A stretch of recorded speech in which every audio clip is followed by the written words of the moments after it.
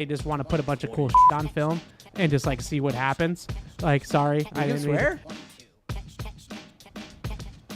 We can't swear, but that wasn't like a swear. That was an S word. It's not a swear. I got in trouble for saying that when I was a kid, so in my mind it's a swear. Really?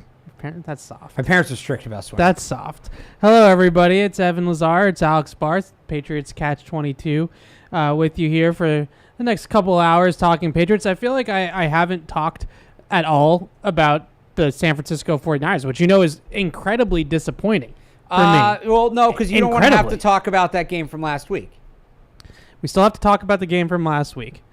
But I haven't really said one thing about Kyle Shanahan and his 49ers, which are basically my second team at this point. And I honestly haven't said much about them this week either, which is a topic that I enjoy talking about for different reasons. So we'll get to that at some point today, but we have some stuff to talk about from last week, and we'll get to that as well. I know it's been a week. It's kind of weird to go all the way back to last Thursday night, but it's our first show since that game, and there's a lot to talk about from that game and stuff that I've said on the X machine that got me into poke the beehive a little bit. We'll talk about all of it, but before we do, hey Patriots fans, if you want to see Toyota's best offers, including those not seen on TV, go to buyatoyota.com. It's Toyota's official website for deals from the official vehicle of the New England Patriots. Toyota, let's go places, and easy to drink, easy to enjoy. Bud Light, the official beer sponsor of the New England Patriots. All right, so here's where I wanted to start. I don't want to make this 2 hours of me screaming into a void to start Drake May. I don't want to make it that. So I'm going to try my best not to make it that. I can't make any promises, but I'm going to try my best not to make it that. The biggest thing that I look at with this Patriots offense and with this Patriots team right now is a general feeling of disappointment, I would say. Not in the fact that they're not 3-0 and Super Bowl contenders. We all are realistic about where they are right now. But I look at where they are offensively, and my frustrations with them offensively have morphed a little bit beyond just blaming everything on the offensive line. The offensive line is bad. We know the offensive line is an issue. They are deficient personnel-wise on the offensive line. Alex, you and I have been out at practice the last couple of days in the short time frame that they allow us to watch practice, and it looks like Trey Jacobs could be the left tackle this week for the Patriots against San Francisco and Nick Bosa and the 49ers. It's not a good situation. No. Period. Full stop. Not a good situation. With that being said, coordinators, quarterbacks and quarterbacks that are doing their jobs at a high level can find ways to be productive offensively around deficiencies, whether it's a lack of weapons, it's a lack of offensive line, it's a lack of, there's injuries all over the place. And I'll give you one example. I was watching a lot of the Rams tape last week against the 49ers. Matthew Stafford is throwing to Tutu Atwell and Jordan Whittington, who we both kind of liked in the draft, by the way. So I see where you're going with it. Go ahead. I see where you're going with this. And because he has a elite play caller in Sean McVay, one of the best in the game, and Matthew Stafford is a very good quarterback, they were still able to score 27 points and stun the 49ers for all intents and purposes. So my point being, and I want to unpack this as we do on this show, I don't want to be too surface level about it by any means. My point being is that I'm now at the point with this whole thing that the quarterback and the offensive coordinator, Alex Van Pelt, these two guys need to come together and find a way to move the ball. It's really that simple. And I'm not asking them to be the 07 Patriots, right? But you can't have games like you had against the Jets last week where you are melting down offensively. You have to be able to find ways to move the football. I want to let you chime in, and then I want to unpack that even further. So on the personnel thing, where if I'm understanding you right, basically saying, they have all these injuries, they can't do what they want to do offensively isn't a full excuse. And it's not even injuries. Like, they weren't going to be good on the line no matter what. Well, so that's more my point. Tutu Atwell and Jordan Whittington are NFL players. they're maybe not okay, the but starters you are wanted. Are Tutu Atwell and Jordan Whittington, sorry to cut you off, but are Tutu Atwell and Jordan Whittington NFL players any more than DeMario Douglas and Jalen Polk are NFL players? Well, I'm saying compared to like Trey Jacobs and right, but they're not playing the same position. Right, like I look at Tutu Atwell. Okay, so I misunderstood your take. I thought you were just saying that you like there are teams that don't have their starters that are still figuring out ways to do things offensively. I am in reference. Okay, but I would say the problem isn't the Patriots receivers at this point, at least not mainly. The problem is the offensive line, and they don't have a Tutu Atwell equivalent. They don't. I guess Caden Wallace would be their Jordan Whittington equivalent, but they're putting him out of position. I would relate it more to if the Rams were trying to play Jordan Whittington at tight end or at running back. It's not that extreme. A little bit. You know how I feel about right to left. You know how I feel, but the point being, like, this to me goes back to Elliott Wolf in the offseason. They were not prepared to go through a full season in terms of the offensive linemen they had on the roster. They were not prepared for full offensive season. And how many times did I say this? It's not just the starters we're concerned about. The depth is as much, if not more, of a question because guys are going to get hurt. You don't root for it, but it's incredibly unrealistic to expect the same starting 5 linemen to all play 17 games over the course of a season. I think we both agree on that. Yep. So to me, look, the coaching staff still needs to figure out a way to make it work. That's their job. I'm not saying you're wrong. But to me, it's more of a reflection on Elliott Wolf in the front office that they're 4 weeks in. It's not like the depth's been tested that much. And already we're talking about a guy that was claimed off waivers a month ago, who made his NFL debut last week, maybe having to go up against one of the best pass rushers in the league. We're both right.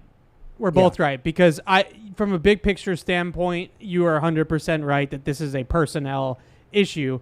My point is more so about the fact that here you are. Like the season's, you're in season at this point, and we can go and we can, we had a caller on PU. Yeah. We can revisit the draft. We can revisit how they approach tackle in the offseason. We can talk and point the finger at Elliott Wolf as you're totally justified to do. But the point being is that when I look at it from an X's and O's perspective, now you're in season, and as much as we're going to excuse Alex Van Pelt that they're not going to average 30 points a game, it needs to be better than it has been. It needs to be better than it has been. And I'm not fully saying the coaches are off the hook. Like, this is their job. Make it work with what you have.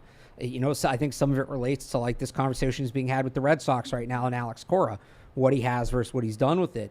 I do think the personnel, especially on the offensive line, does put a ceiling on what the expectations are. They can be better 100%. than what they've been this year. They can certainly be better than what they were Thursday night.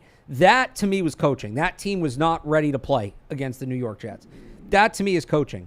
But to say, like, well, the Rams are making it work and they have injuries, it's a little bit different.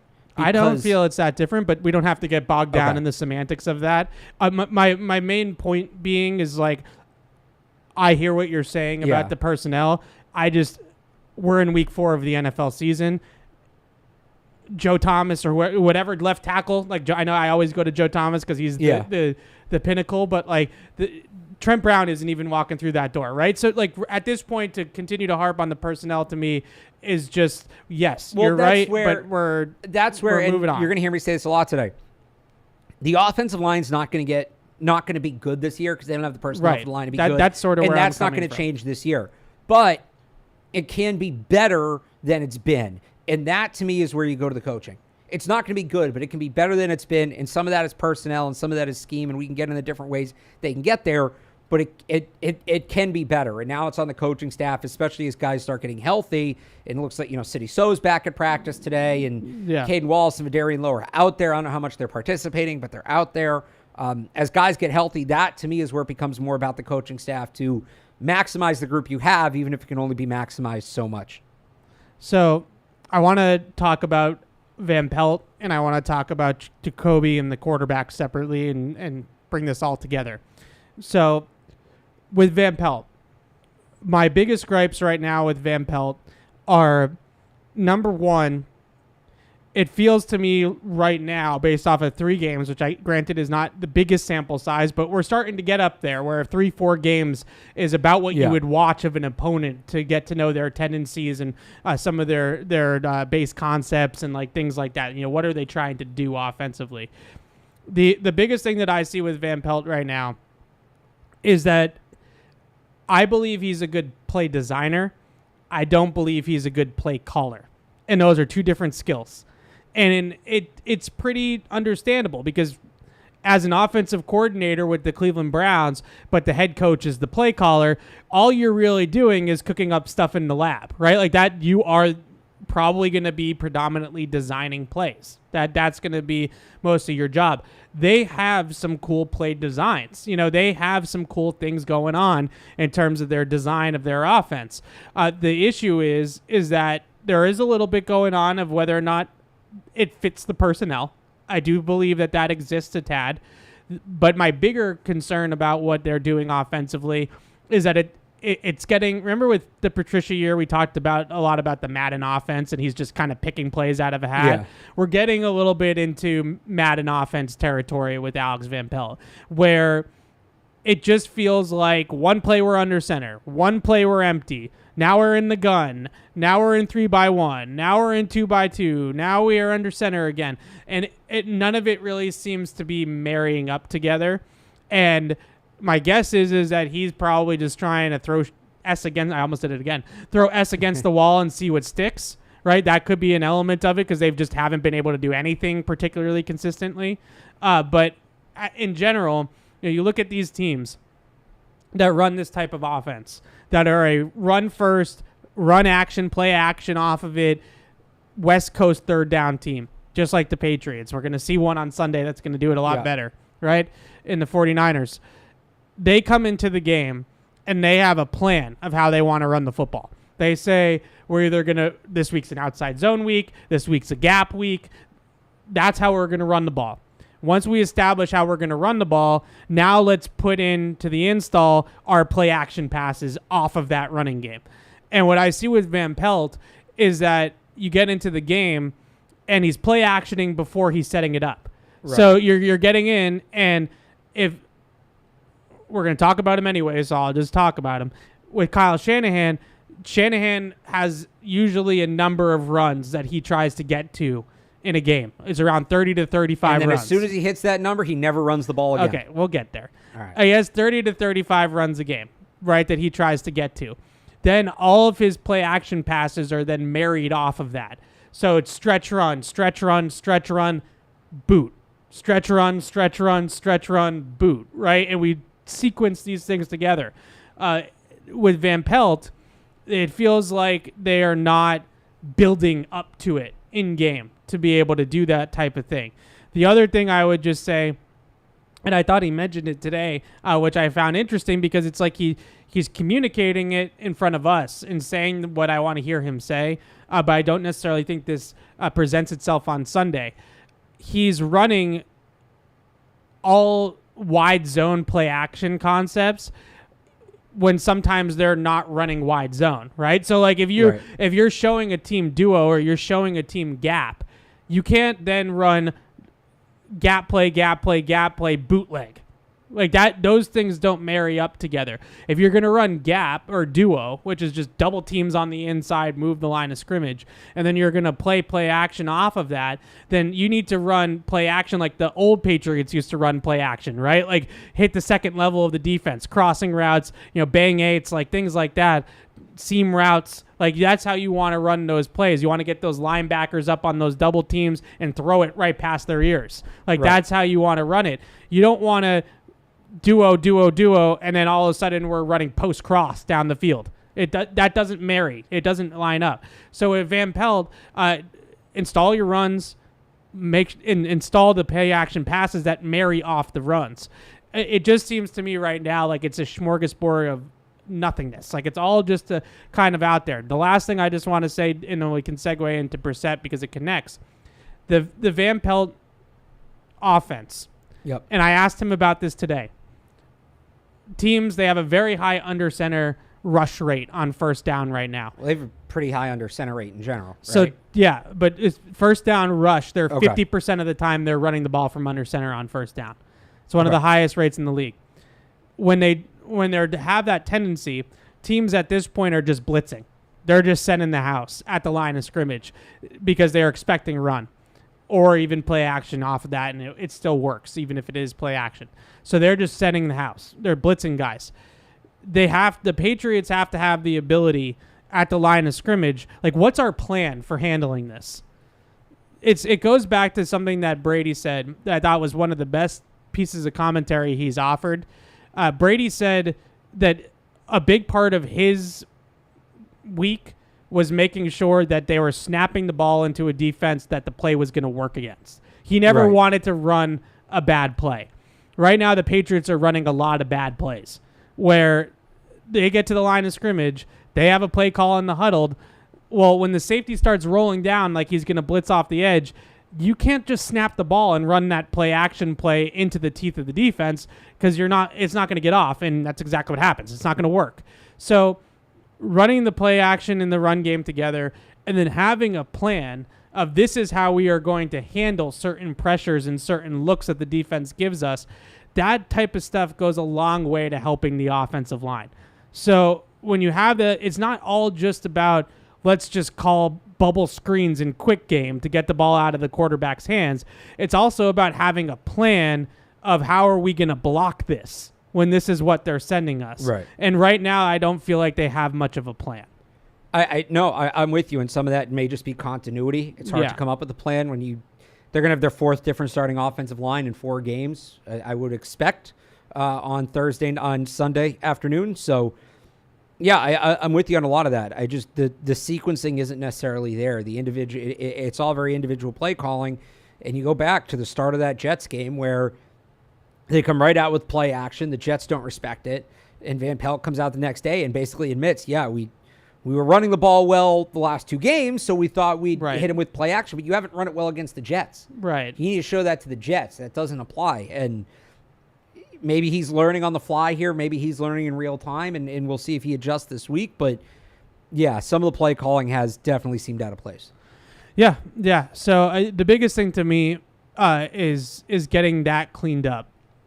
If you're gonna have some one-on-one losses on the offensive line because you just don't have very good tackles, especially right now at left tackle particular. So you're gonna have some losses. Like Nick Bosa is gonna get home sometimes against Trey Jacobs and Caden Wallace or whoever is out there.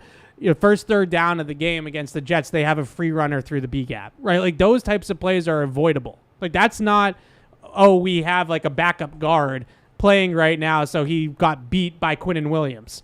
That's a avoidable mental error. And if they can get to the point where their only errors or their only breakdowns are just physical breakdowns, then at least they're going to have some semblance of an offense at that point. Right. So that's where I'm at with that.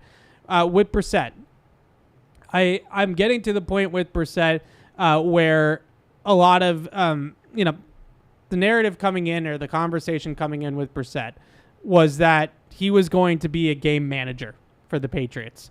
Net neutral quarterback, whatever you want to call it. Game manager.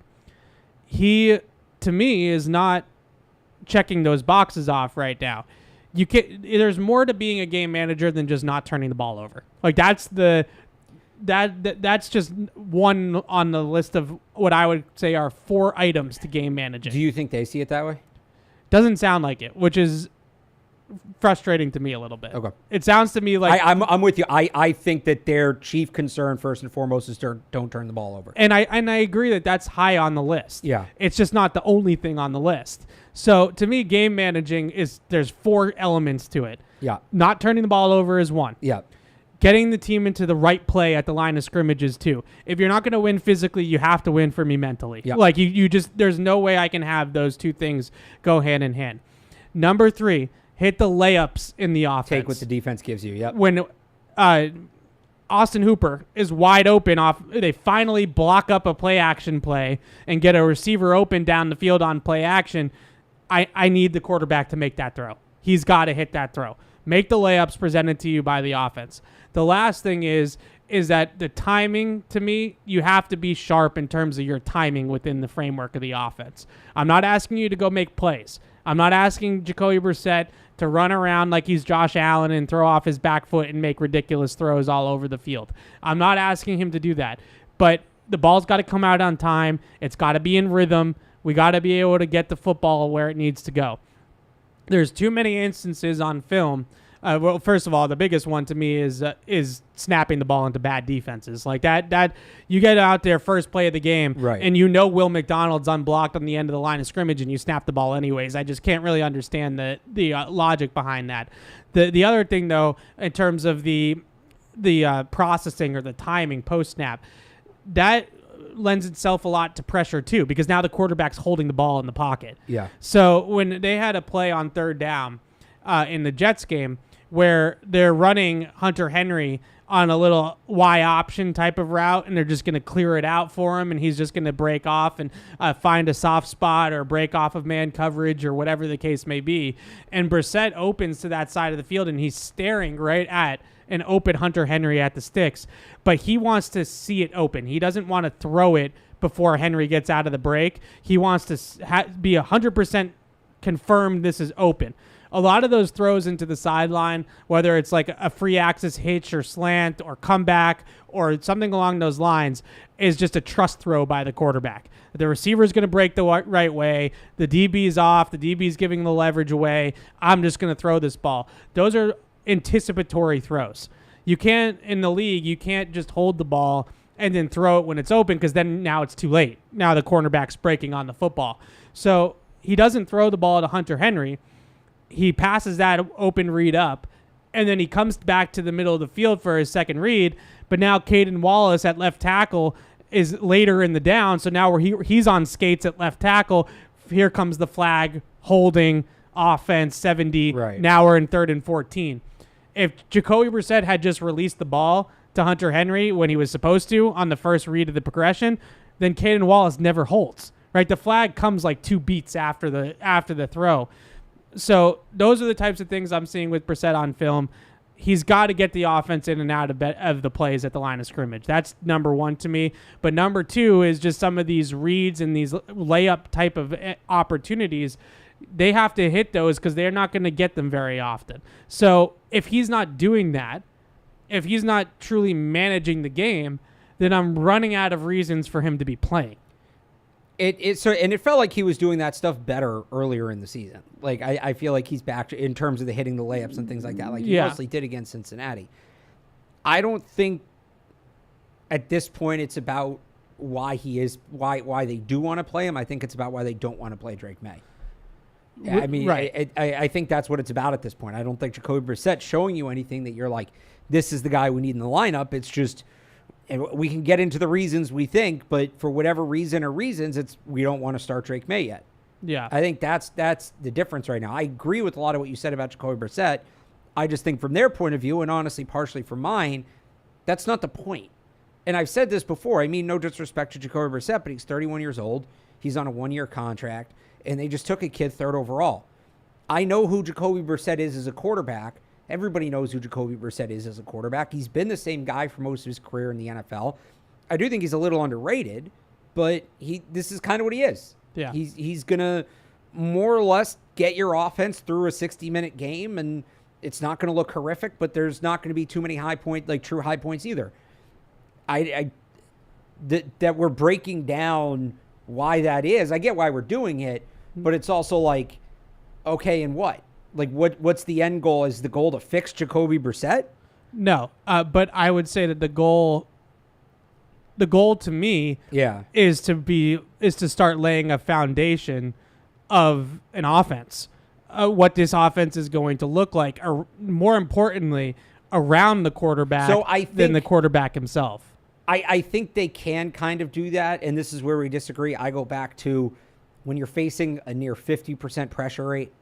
But why is they facing a near 50% pressure rate? I don't think that the reason why is just because the offensive line I think stinks. that's a large part of it. When you get into a game against the Jets, and you get behind like they did against the Jets, and the Jets come out with a good plan. Like, give Robert Saleh some credit. They blitzed a little bit in this game, and the Patriots weren't expecting that. Go look at any game across the NFL. When a team gets down by 2 scores and they become one-dimensional, the pressure rate is going to go through the roof. I'm not telling you that they would have blocked the Jets awesome if it was a close game. But this is where I go back to, but it was a close game against Cincinnati. It was a close game against Seattle. And it was still, they were, I forget which is which, but they were 1st and 2nd worst in in pressure rate each of those 2 games in the league. Yeah. 1 week they were first, 1 week they were second. Again, I forget which one's which, but the point still stands. Close games against lesser rushing teams, they're still not blocking anybody. That Jets game inflates the number a little bit because the Jets are still so good. It honestly reminded me a bit of the Eagles practice. And what we said after that, remember how shocked people were after the Eagles practice. It's not that that's going to be every game, but it's that that's where the floor is more so what's shocking. That is the floor, and that goes beyond quarterback play. It just does. And they don't have an ability to execute a lot of what they want to execute because the line is where it is. I think some of the things you want to see them do, Evan, just regardless of who the quarterback is, even if it's into the right look, aren't feasible. There's times where they're leaving 6 guys in to protect against a 4-man rush, and they're still getting through in under 2 seconds. That's going to be an issue no matter what you're calling. I just think that they can call it better. And I think they can call it better. And maybe instead of being I think they're at like 46% right now. Everybody has a different rate. I've been using Next Gen Stats just because that new NFL Pro setup is awesome, and I enjoy it. That's surprising, honestly. Why? Because it's just very nerdy. You're not usually into the numbers. I'm pleasantly surprised. Okay, we do this all the time. I'm into the tangible numbers. There's tabs here. Just give me your. There's the advanced metrics the fact that tab. you even know how to work it, I'm surprised. Well, but that's what I'm old saying. Man over here. I thought maybe I'd have to show you like a tutorial or something. How am I the old man? It's a much better user interface. That's why I like it. It is very easy to use. 47.6%. Yeah. If they call it better, are they at 44, 45, maybe? I would say lower. If they had, are they going to get below 40? Is it really? I don't know. We're working in extremely. We're working in hypotheticals. I know now. we are, but I just think I don't think calling it better. At the end of the day, Jimmy's and Joe's, right? And I just don't think they have the personnel to block some of the fronts they're going to see. If it was me, I would just, because it's our show, I will just tell you, I would like to see them do more from the play calling standpoint. You mentioned that they have plays in there where they have 6 guys in to block. Yeah. They're doing a lot of like chip and release with their tight ends.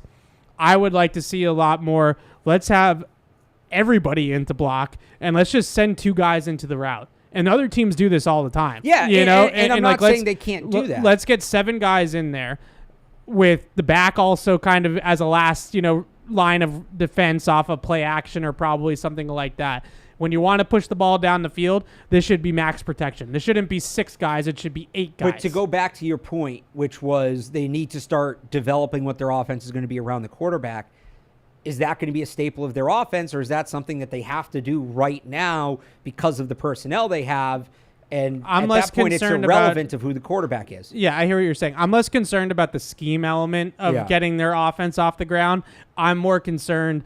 We talk so much about Drake May's confidence and Drake May seeing some shots go through and things like that. What about Jalen Polk? Like, what about Caden Wallace? What about Layden Robinson? So those guys, I just feel like people don't think those guys matter. Like, if they're going to get this plane off the ground, then those guys are going to be a big part of what Javon Baker, I'll throw his name in there as well. If they're going to truly be a viable offense once Drake May is ready and they get in there, those guys need to make some plays. Like, we don't know. And from an Elliott Wolf perspective, sure, we don't know what Jalen Polk is because he doesn't get the ball. I agree with that. And this is where I think if you're those guys, or you're coaching those guys, it has to very much be about individual progress. Like, it probably would help Jalen Polk's confidence if he got the ball more, but he's getting open. Like, he's running good routes. He's doing his part. He has gotten open some, no doubt. I would even say the same for a guy, and we know Pop Douglas was discouraged the other week, and they got him the ball more, and that was good. But like,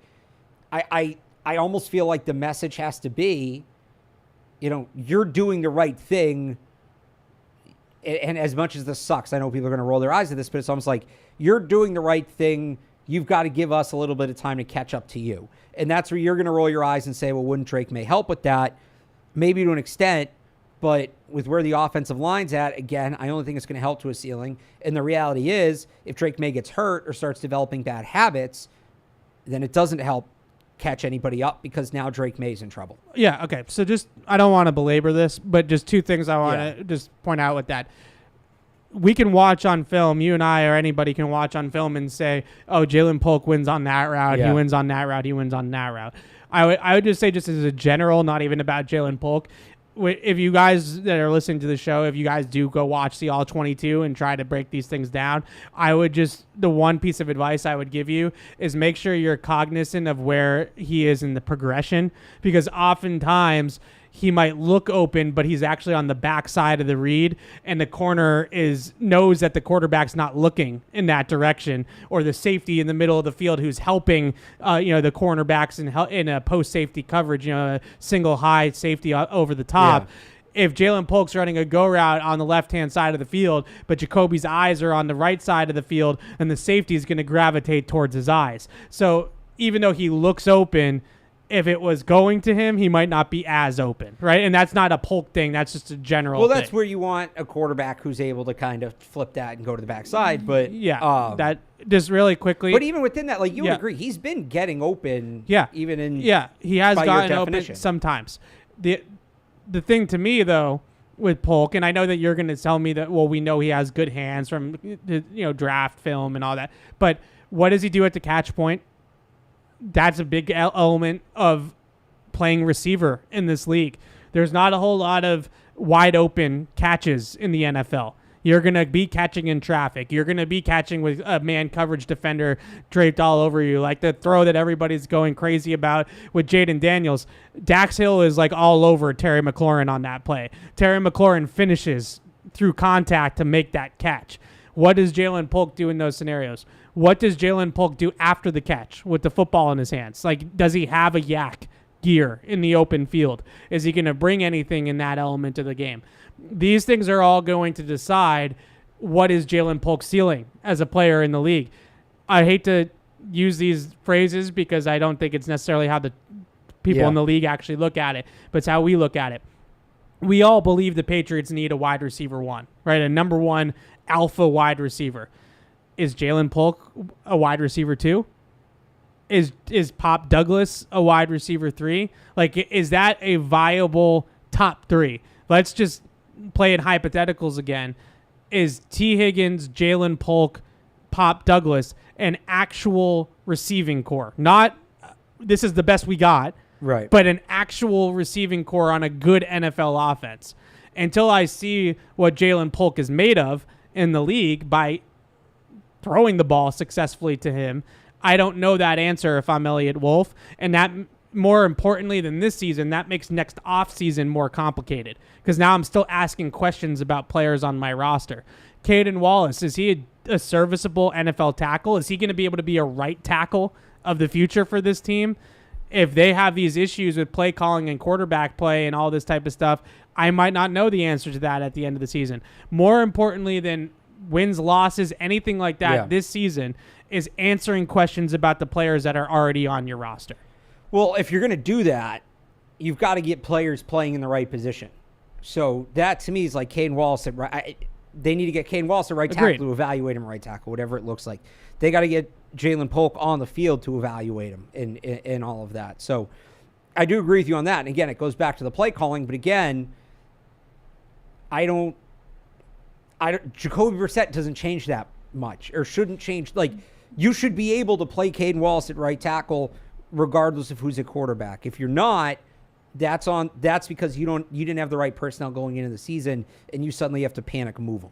If you put Caden Wallace at right tackle, and then I promise I'll let this go, but it's obviously irking me. If you play Caden Wallace at right tackle, and as a rookie you leave him on an island against Nick Bosa, and the quarterback decides to hold the ball for 3.5 seconds in the pocket and he gives up a sack, what are we really learning about Caden Wallace? Well, you see how he competes up to that point. Like, you're not expecting him to win for 3.5. I think you have to just kind of evaluate it for what it is. Let's call it 3. I would also say you'd hope the veteran quarterback would understand that there's a rookie right tackle. You're making my point. I would. I just don't. He doesn't. Like, that's the thing. So just to move on, because I know I'm belaboring it, the way that I look at the Drake May of all of this, because I know that I've already said my piece about this on Tuesday with Drake May, that I would start. I didn't say this week, okay? I said... you've kind of said this week. No, I did not say this week. I said specifically week 5 at the earliest against Miami, next week against whatever quarterback the Dolphins are going to throw. And I know he's not playing the quarterback, but you understand my point. Whatever quarterback the Dolphins throw out against the Patriots next week at home here in Gillette Stadium, I like that landing spot for Drake May. The elements with Drake May that I wanted to bring up. Number one, I really feel like we all have to mentally prepare ourselves for the style of quarterback that Drake May is. Drake May is not going right away to be a precision pocket passer. He's not going to have perfect footwork. He's not going to throw on time to every single first read. He's not going to be a step ahead of defenses. Like, if Drake May was making some of the mistakes that Jacoby Brissett was making, I'd say, oh, rookie quarterback. Like, that's going to happen. He's not going to see every blitz. He's not going to read every coverage perfectly. That's the frustrating part to me with Jacoby Brissett. It's like, it's year 9, dude, and we're still doing these things. With Drake May, we have to prepare for the fact that this is early career Josh Allen. This is not early career Tom Brady, right? Where like that's how he's going to win. So on certain plays, like I know the 4th down play, I sent it to you last night, where he scrambles for a first down in the game. You could make a case that he should have thrown that ball to Hunter Henry in the first window on a first window slant. That ain't Drake May's game. If that's the guy that you wanted, that he was pre-snap, he was going to recognize that Hunter Henry had the off coverage and had the matchup, and then he was going to throw it right out of his release to get him the football. If that's the guy that you wanted to draft, then you drafted the wrong guy. Like, that's more like Bo Nix, to be honest with you. Like, you drafted the wrong guy. What Drake May is going to do is he's going to pick up the first down when they leave the edge uncovered and they give him the corner. He's going to run for the first down. That's what Drake May is going to do. So we all have to adjust, because I feel like even though it didn't work out with Mac is still in that pocket passer mold. He's still in that more towards that Brady side than the Josh Allen side. We have to prepare ourselves for the fact that this is a playground quarterback. Like, this is a different style of QB. I know the Allen stuff that drives you nuts. We're going to see that with Drake May. It drives me nuts when somebody leads the league in turnovers and is hailed as, arguably the best at his position. That's what bugs me. It's not the style itself. Right. It's just recognizing what it is. If Drake May can play it and not lead the league in turnovers, like, great. That would be awesome. I know there's going to be turnovers early in his career. I'm not expecting him to figure it all out right away. I think that's ridiculous. But like you said, not throwing the ball to Hunter Henry and taking off and running instead. How many times, at least early in his career, did Josh Allen try to force that throw and get picked because he doesn't have the accuracy to make it? It's possible. And to your point, I think that's a growing moment for Drake May, where he realizes that's not a throw he can make and takes off and runs instead because he finds the opening. That's encouraging. It is a completely different style of quarterbacking. Yeah. And I'm with you on that. The Patriots fans are not used to, and there is going to be an adjustment. And I'm not like finger wagging. I am finger wagging a little bit at some of the draft analysis of Drake May, because I think this is where the draft analysis missed the mark with Drake May the most, because people like JT O'Sullivan and Dan Orlovsky watch his footwork and are like, this is a mess. Like, this is not functional. But Drake May is also just not that kind of quarterback. Like, he's not going to have perfect footwork. Right. He's not going to make perfect reads. What he's going to do is he's going to throw some beauties down the field. Like, he's going to have some perfect passes down the field. And his UNC tape is a lot of peaks and valleys. It's a roller coaster. But what you hope, just like what happened eventually with Josh Allen, is you hope that the highlights outweigh the lowlights by so much that it ends up evening itself out, right? Or even being a net positive. With Drake, you hope he goes down the thing. Justin Herbert path, gets real talent around him, and doesn't have to do as much of the heavy lifting on his own. Yeah, that's a really fine point too. The way I would like them to go. So that's one thing with Drake May. The other thing with Drake May is why I think he's their best chance to win football games right now. Not even just because I want him to play because it's in my best interest or because it's the most exciting or any of those types of things. I think it's a little bit of that, but for me personally, it's a little bit of that. But in their best interest, the style of play that they can play with Drake May, a lot of the play calling elements that we're talking about with the quarterback and with the play caller, they can do a lot of things with Drake May that they simply cannot do with Jacoby Brissett from the shotgun. And if I'm Alex Van Pelt and I'm Ben McAdoo, who I think has a big hand in sort of the schematic direction of the offense, and Van Pelt said it today, if a quarterback's a run-and-shoot quarterback, we're going to run the run-and-shoot, right? So Drake May is a gun quarterback. I would put him in the shotgun. My early down offense would be gun run, read option, RPO, quick game, all these types of elements. Guess what that does for the offensive line? That makes life easier on the offensive line. If the quarterback is a factor in the run game, now the offense has an advantage in the blocking game, right? Like they have a +1 in the blocking game. It makes it easier for the offensive line.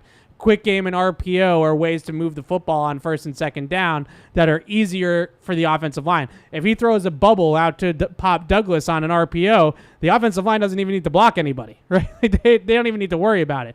So I'm RPO, I'm quick game, I'm gun run and gun action, obviously off the gun run.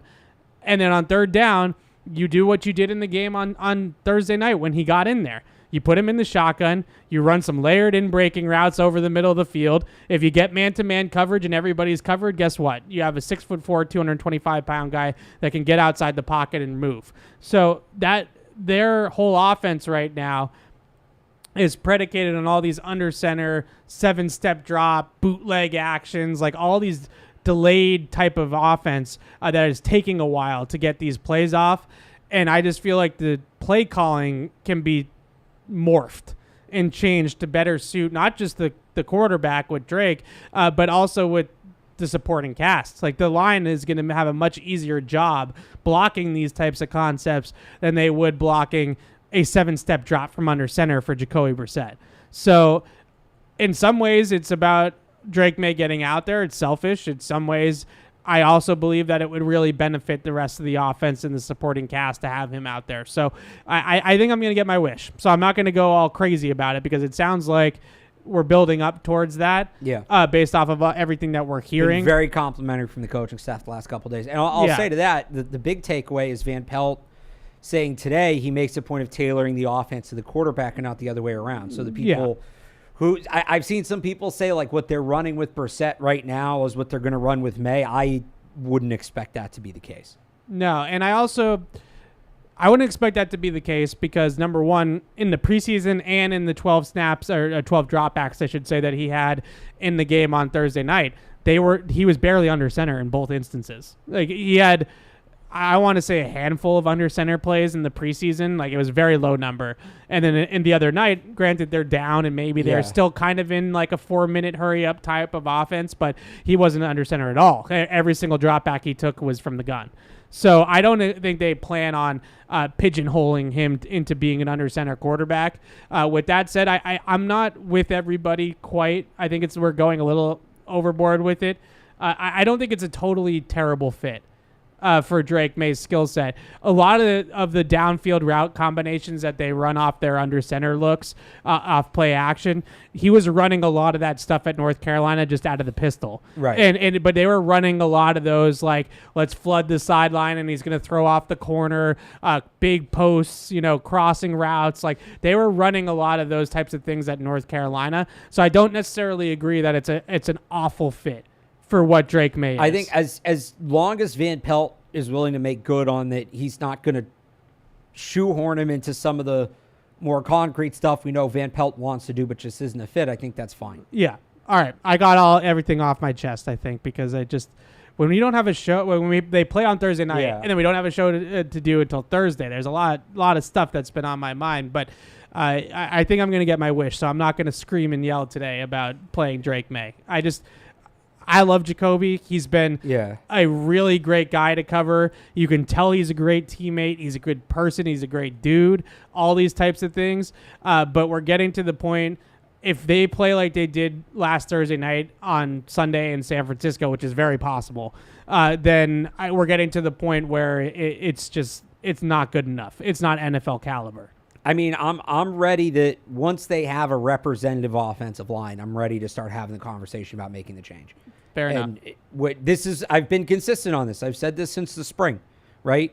Find the best 5 and then make the change. I think we know what the best 5 is at this point. It may be by default, just because this 5 hasn't played together, but just looking at all the other options they've tried, it might also be the only 5 where they get everybody in their true position. Yeah. Left to right, Vidarian Lowe. Honestly, at left guard, whether it's City So, Michael Jordan, Layden Robinson, you can have those guys. You could still kind of be mixing it up there, and I think be ready for Drake May. Your best answer is probably City So, but Michael Jordan has not been bad. No, he's been uncovered a lot. Like, he hasn't had as many pass rushers line up over him for whatever, just the way their fronts or have been aligned, but he's probably been their most steady guy. So, Vidarian Lowe at left tackle, call City So, Michael Jordan at left guard, whoever. David Andrews at center. Mike Onwenu at right guard. You can take your victory lap on this one if you want, but I think it's clear at this point he is a guard. And then Caden Wallace at right tackle. You have everybody playing in position. You get, for the most part, your best linemen all on the field together. Yeah.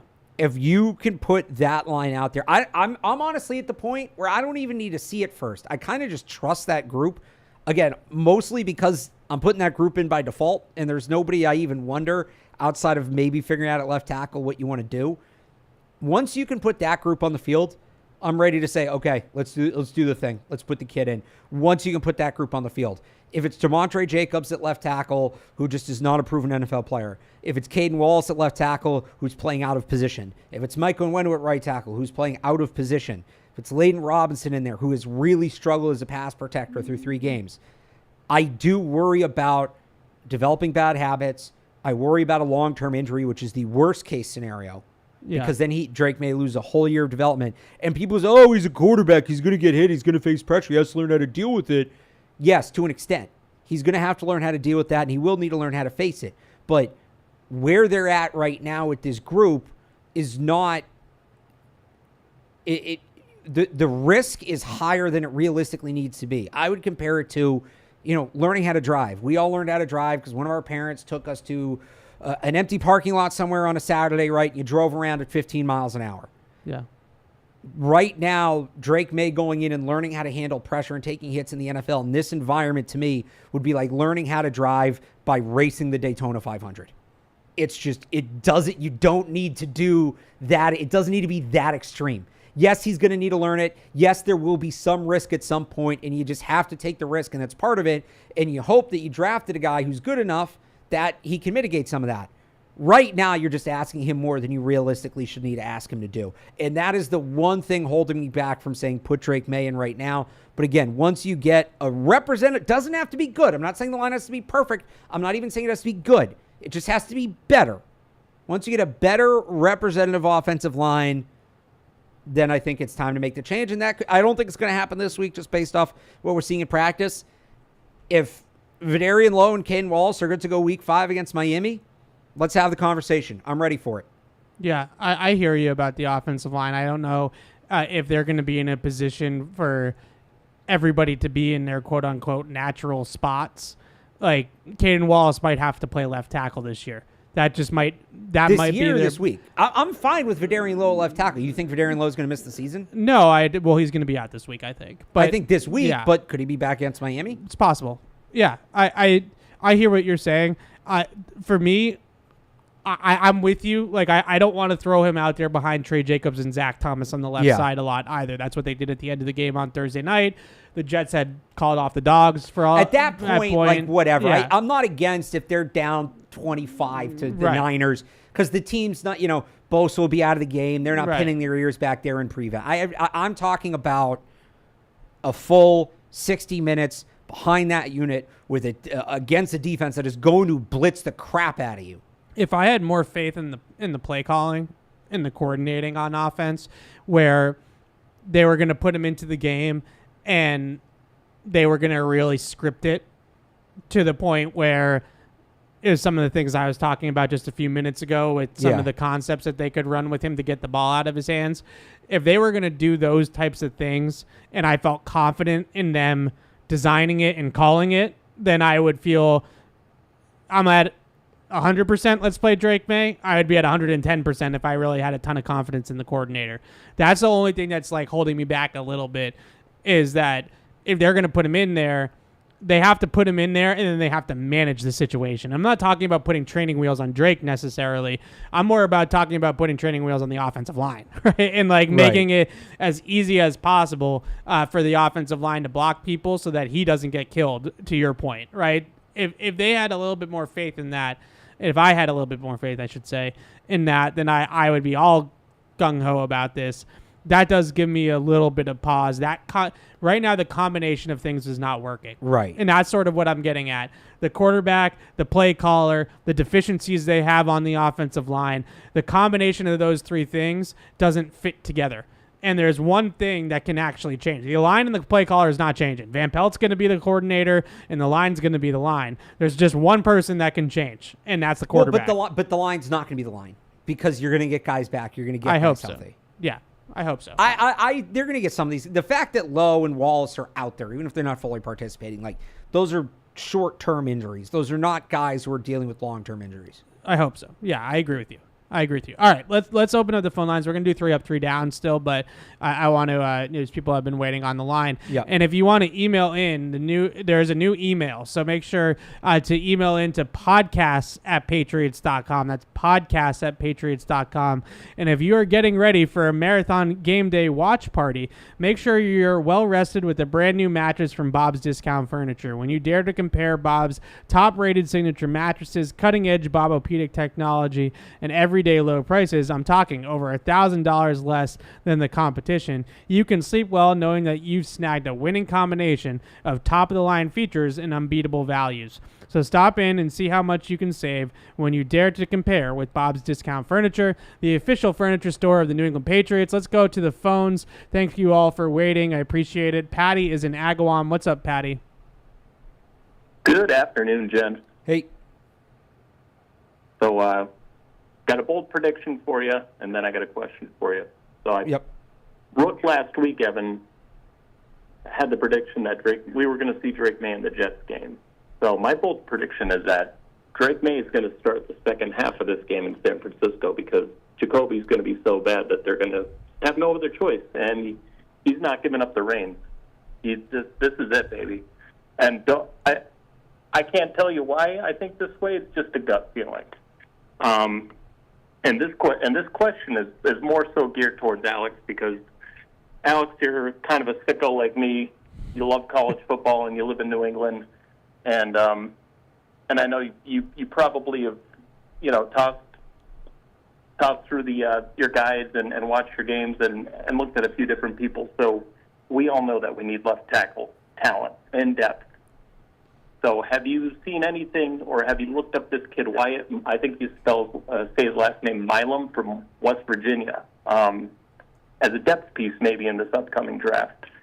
3 years started so far this year and the last 2 years. He has not given up a sack. I think he's given up a total of maybe 24 pressures, too, in 3 years. Have you looked at him? What do you think of him? And if not, check him out. That's all I got. Thanks for the call, Patty. Do you got anything? Yeah, I want to pull up. I actually wrote about this guy when I did my college football preview back in August. So just give me a second to pull up my notes and find him. Of course you did. I did. On the first point, I don't think that's going to happen in terms of like Drake May is going to start second half. If you do that, that's the switch. That's the switch. It's Drake May's team at that point. You're not going to... I don't love the idea of doing that. Now, obviously, I don't either. If Jacoby gets hurt, he gets hurt. And I'm not wishing injuries. I'm just saying if he gets hurt, he gets hurt. But I'd much rather go in on Wednesday. He's the starting quarterback. We're giving him all the first team reps. We're prepping the entire call sheet around Drake May, like throwing him in there at halftime to actually play competitively, not in garbage time like they did last Thursday night. I understand that we all want to see him, but myself included, obviously. But that's a little bit risky. And the other thing about that, it just feels like for lack of a better term, it feels like a very preseason thing to do. Yeah. And they had their chance to take the preseason approach, calling a timeout at the end of that Jets game, and they didn't. Yeah. So that leads me to believe that they're not of that mindset right now. So I think it is Wyatt Millam at West Virginia. Really good size, 6'6", 317. He's allowed just 2 sacks In coming into the season, he allowed just 2 sacks and 1,100 career pass blocking snaps. Both of those came as a true freshman when he was a right tackle. He's been at left tackle. He was at left tackle the last 2 years. It didn't allow a single sack. So far this year, in 4 games, he hasn't allowed a pressure. He hasn't allowed a single pressure in under 23 pass blocking snaps. Now, the knocks on him, he gets penalized a lot. And that's probably part of the reason that those holds and whatever are further down. He's also a little bit, I don't know if narrow is the right word. He's built more like a guard than a tackle in like his torso. Yeah. And I'll be interested to see his arm length. Now, doesn't have a big butt. Is that what you're saying? Kind of, yeah. Yep. I also, again, booty. I wonder about his arm length. He's going to be a good NFL player because he does have the raw size and athleticism and experience. He might be a guard. He might be one of these guys that plays multiple positions. I don't know if you remember, Evan, a guy, I think it was last year's draft from Pitt, Matt Goncalves. Yep. Who kind of was a tackle in college, but he's a guard in the NFL. He was but there were NFL teams in certain schemes that I think could see him as a tackle. Probably in this scheme, honestly. Right. So yeah. Milam's a much better player. Yeah. But that same kind of guy where there's probably going to be half the team see him as a guard, half the team see him, or a bunch of teams will see him as a guard, an equal amount of teams will see him as a tackle. Some teams might try him at center, like he's just a good player you want to get out on the field, but he doesn't really have a position. He's currently projected to be like a late day 2 pick. Yeah. For a team that also needs depth on the offensive line, like, wouldn't be a bad guy to bring in. Now, they're going to have a lot of other needs, and I don't know that they can afford to go offensive line twice that high in the draft, but I had him on my players to watch, so take that for what it's worth. There you go. All right, Quinn is in Louisiana. What? Oh, I dropped you, Quinn, by mistake. Call back, Quinn. Sorry about that. Daniel is in California. What's up, Daniel? Hey, how you doing, gentlemen? Good. How are you? Hey. I'm good. So I'm actually going to be at the game in San Fran. Nice. That's actually going to be my first Patriot game that I'll be going nice. to. Of course, I would have rather liked to see Brady and Gronk, the good old David ones, but I'm okay with this game. So my question is obviously, you know, our offense and now our defense is struggling, and I am expecting the game to get out of hand, just how last week was, but what certain matchups or strategies do you guys think the Patriots should focus on to exploit some weaknesses and maybe pull off the upset this week? And I can take it off there. Thanks, guys. Thanks, Daniel. I appreciate the question, and I promise we're going to get to that, but I did want to wrap up our thoughts on the last game, and that's like where we're going to go right after that. So I promise we're going to get to all that. Let's do 3 up, 3 down really quickly from last week. From Thursday. Again, I know it's a whole week ago and it's kind of weird to do it, but I like doing this, so we're going to do it. It's our show, right? We drive the bus. All right. So I did 2.5 up because this was a tough one for me to get to 3. I don't even know that I'm getting a 2. I had a tough time with this one, but I do want to give some flowers out, and then I have 4 down, right? So I would sometimes on these types of games, I do it one way or the other. So my number 1 up in this game was Pop Douglas. I thought that even though it didn't work, like in a big picture sense, the strategy of throwing the ball and attacking through the air a little bit more, especially early on in the game, didn't work. It was encouraging to see Pop get to 8 touches for 78 yards. Caught the crosser from Jacoby Brissett. Caught a nice in cut from Drake May late in the game. Had the cool scheme touch on the pitch play, which I thought was nice. That was my favorite play of the game. Yeah, so they've put in an orbit motion package. Orbit motion when the receiver goes behind the quarterback, like on an end around, instead of a jet sweep, which would be in front of the quarterback. So you're like orbiting the planet, right? Yeah. So you're going behind the like quarterback. Like the second moon. Yeah, sure. Going behind the quarterback. They've put the orbit motion package in with Pop. He's motioned at the snap 17 times already this season. And they've done a bunch of cool things off of it. This is what I'm talking about when I say that AVP is actually a decent designer. He's just not a good play caller. This is a cool design. Like, this actually works, and they've done a nice job with it. Against Seattle, they hit Hunter Henry on that 35-yard screen. The window dressing or the eye candy was this motion by Pop Douglas. This week, they ran it, and then they faked an inside handoff and ended up pitching it out to Pop Douglas, and he had some green grass for a 9-yard gain. If this is how they're going to use him, I see a plan. Like, this is a plan. Thank you. You have a plan for somebody. This is how we are going to use you. Yeah. That I thought was good. Now they just have to figure out the rest of everything that's going on with the offense. But if that's how Pop is going to be, 8 for 80, and those are going to kind of be his contributions to the game, then I like where things are headed with him. So he was my number one up. Yeah, same with me, just to see him getting involved. Now, I do think there's a difference there's a fine line between involving your best players and forcing the ball to players. Yeah. And ideally, you want your best player to get touches in a way that elevates the rest of the offense. Yeah. I don't think that's what Thursday night was. I think Thursday night was just getting the ball to Pop Douglas regardless. And the numbers were good. Now, a lot of them were in the second half. I think he had 2 catches for 25 yards. Yeah. Just came on that last Drake May drive. So it's got to – rising tide lifts all boats, right? It's got to start to benefit the offense in other ways, which wasn't there. And to me, some of the numbers are kind of hollow. But for him specifically, I thought he had a good game. Yeah, don't hold it against Pop Douglas that he's their best receiver. Right. And at the same time, don't let Van Pelt and the coaching staff off the hook for not involving Pop Douglas just because you might not think that he's Tyreek Hill. Right. He's their best playmaker on offense in the passing game. They need to find ways to get him the ball, right? Like that's the bottom line.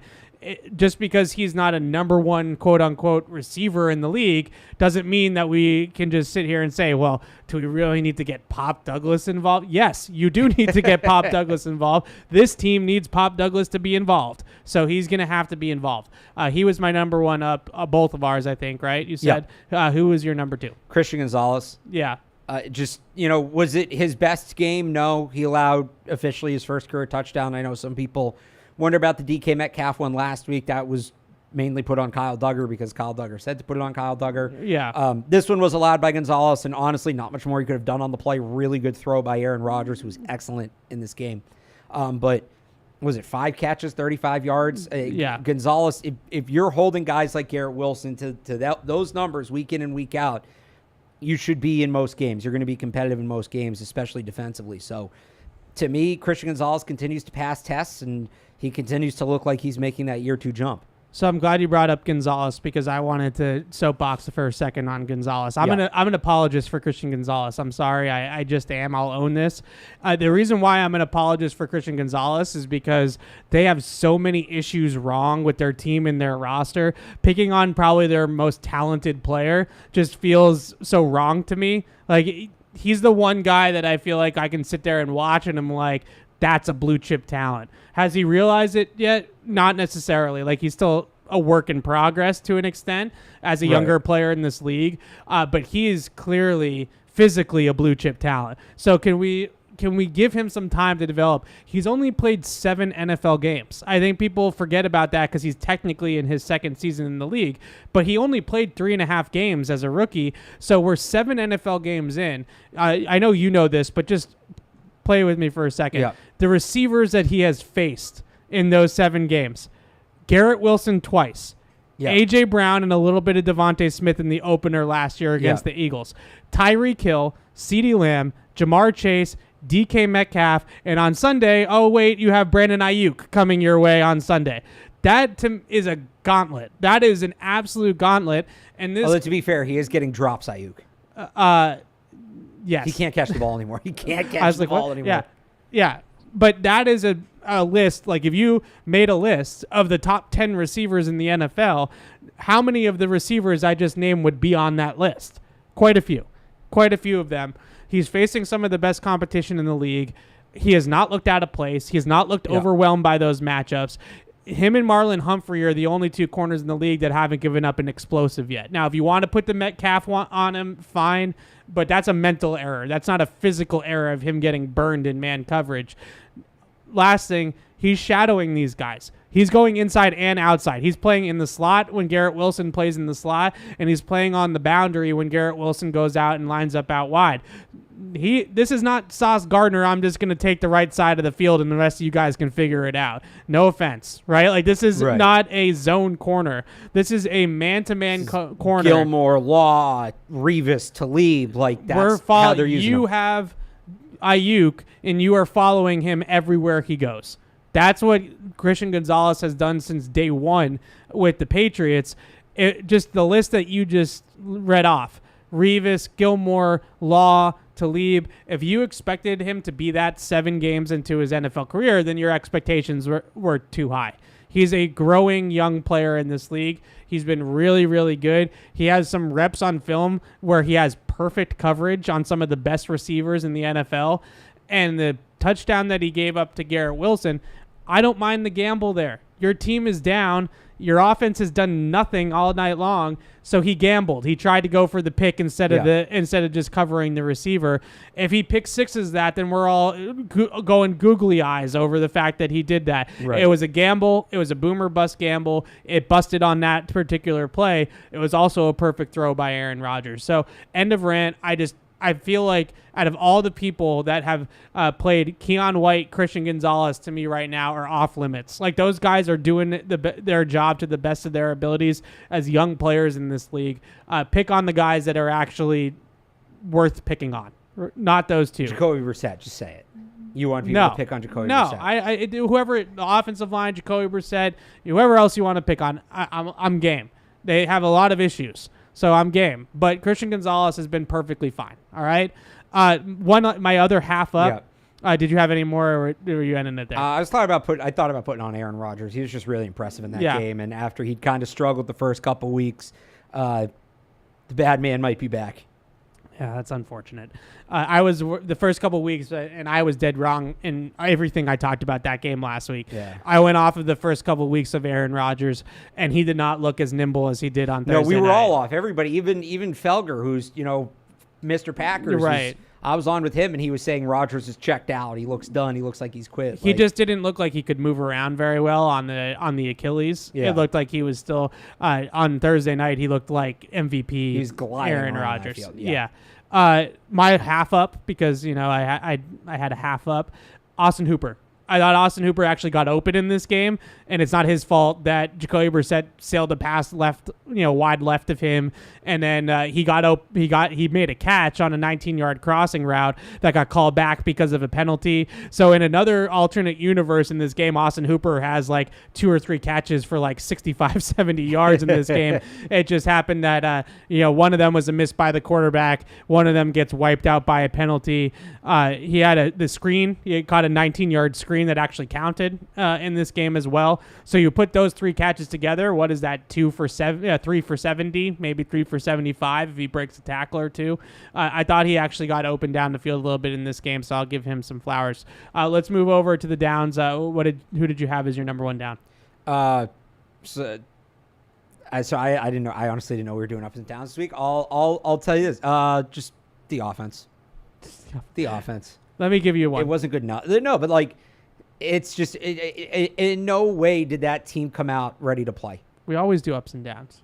All right. I'll do this. The offense is number 1. Go ahead. I put Alex Van Pelt. Okay. Shocker. That's fair. When you come out the day after the game, I don't want to continue to kill him. So when you come out the day after the game and you admit that the game plan was not good, you're on the downs list. He publicly wore it, to his credit. The plan of going in without establishing any sort of run game and trying to be this play action pass team backfired. I understand the thought process behind it, but it backfired. So you're my number 1 down. Yeah, I'll just say the offense. I guess I'll say Alex Van Pelt as representative of the offense as a whole. I didn't think they had a good game plan. I even think the game plan they didn't execute. They could have executed at a higher level. Would it have ultimately worked? I don't know. But for what they were trying to do, they didn't do well. Couldn't block, couldn't run, turned the ball over. Didn't have a ton of guys getting open. Jacoby had some misses.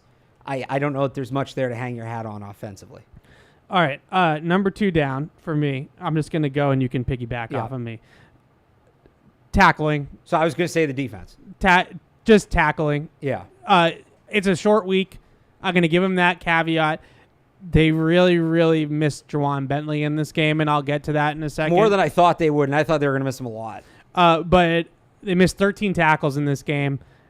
It was very poor fundamental football in terms of tackling, and probably my biggest issue with the defense right now is containing quarterbacks and keeping the quarterback in the pocket, especially on 3rd down. So over the last 2 weeks, I have here's a stat for you. Over the last 2 weeks, Geno Smith and Aaron Rodgers on extended plays, which Next Gen tracks is 4+ seconds to throw, right? So these plays, Josh Allen, Mahomes, apparently Rodgers is back to doing this, where we're just running around and making plays out of structure.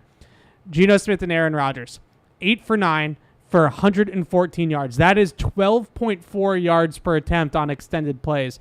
The domino effect that has, especially on third down, is massive because you should be off the field in those situations. Right. So if you are fundamentally sound and you keep the quarterback in the pocket and you make the tackles that you're supposed to make, now you're off the field and those drives don't get extended and you don't give up all these extra yards that inflate. Because I know 114 out of 600 doesn't sound like a lot, but it's a domino effect that it has too on the entire game. That I'm hoping the tackling improves just organically. I mean, you basically gave them. Sorry to cut you off. You basically gave them an extra trip down the field. Right. So. Yeah, the tackling you think will be better. Like you said, short week. They were missing guys, all of that. But this wasn't an issue of they got out-schemed. This wasn't an issue of even, I would say, personnel. I mean, it isn't, but it wasn't an issue of personnel. It wasn't getting out-coached. It wasn't getting out-schemed. They just weren't ready to play. It was effort plays that just didn't go their way. And I think what hurt is Jelani Tavai tried to give him some juice early in the game. Yeah. Makes that hard tackle on Breece Hall. I don't think that was a penalty. It was a It's a very ticky I'm not a wrestling guy, but it was a body slam, right? But that's legal. But he wrapped him, the whistle blew, and then he body slammed him. And this is what's tough you can't see on film, but like I went back and watched, assuming Amazon had the sound synced up right. Yeah. That whistle, like he's already starting to throw him to the ground when the whistle blows. Yeah. To me, it's if yes, after the whistle, that's a penalty. I don't think that play was after the whistle. Maybe you were there. It was borderline. I think to me, what it was like he was in the grasp. Yeah. And Breece Hall was on, kind of giving himself up on the play. He's very clearly off the ground before the whistle blows. Yeah. To me. Yeah. I just thought that it was like those are like those little extra. Pieces of contact that the league. I hear you, and I kind of thought it was a little bit of BS call watching live, and that's a big play in the game. Right. And I'm not saying, look, I'm not sitting here saying it was the smartest play ever. Right. It wasn't. But try to inject a little juice in early. They get called for it, and they just never bounced back. They were just, the tackling wasn't there, the physicality wasn't there, the effort wasn't there, and that's on Gerard Mayo, that's on DeMarcus Covington, that's on the players. They didn't get off the bus. Yeah.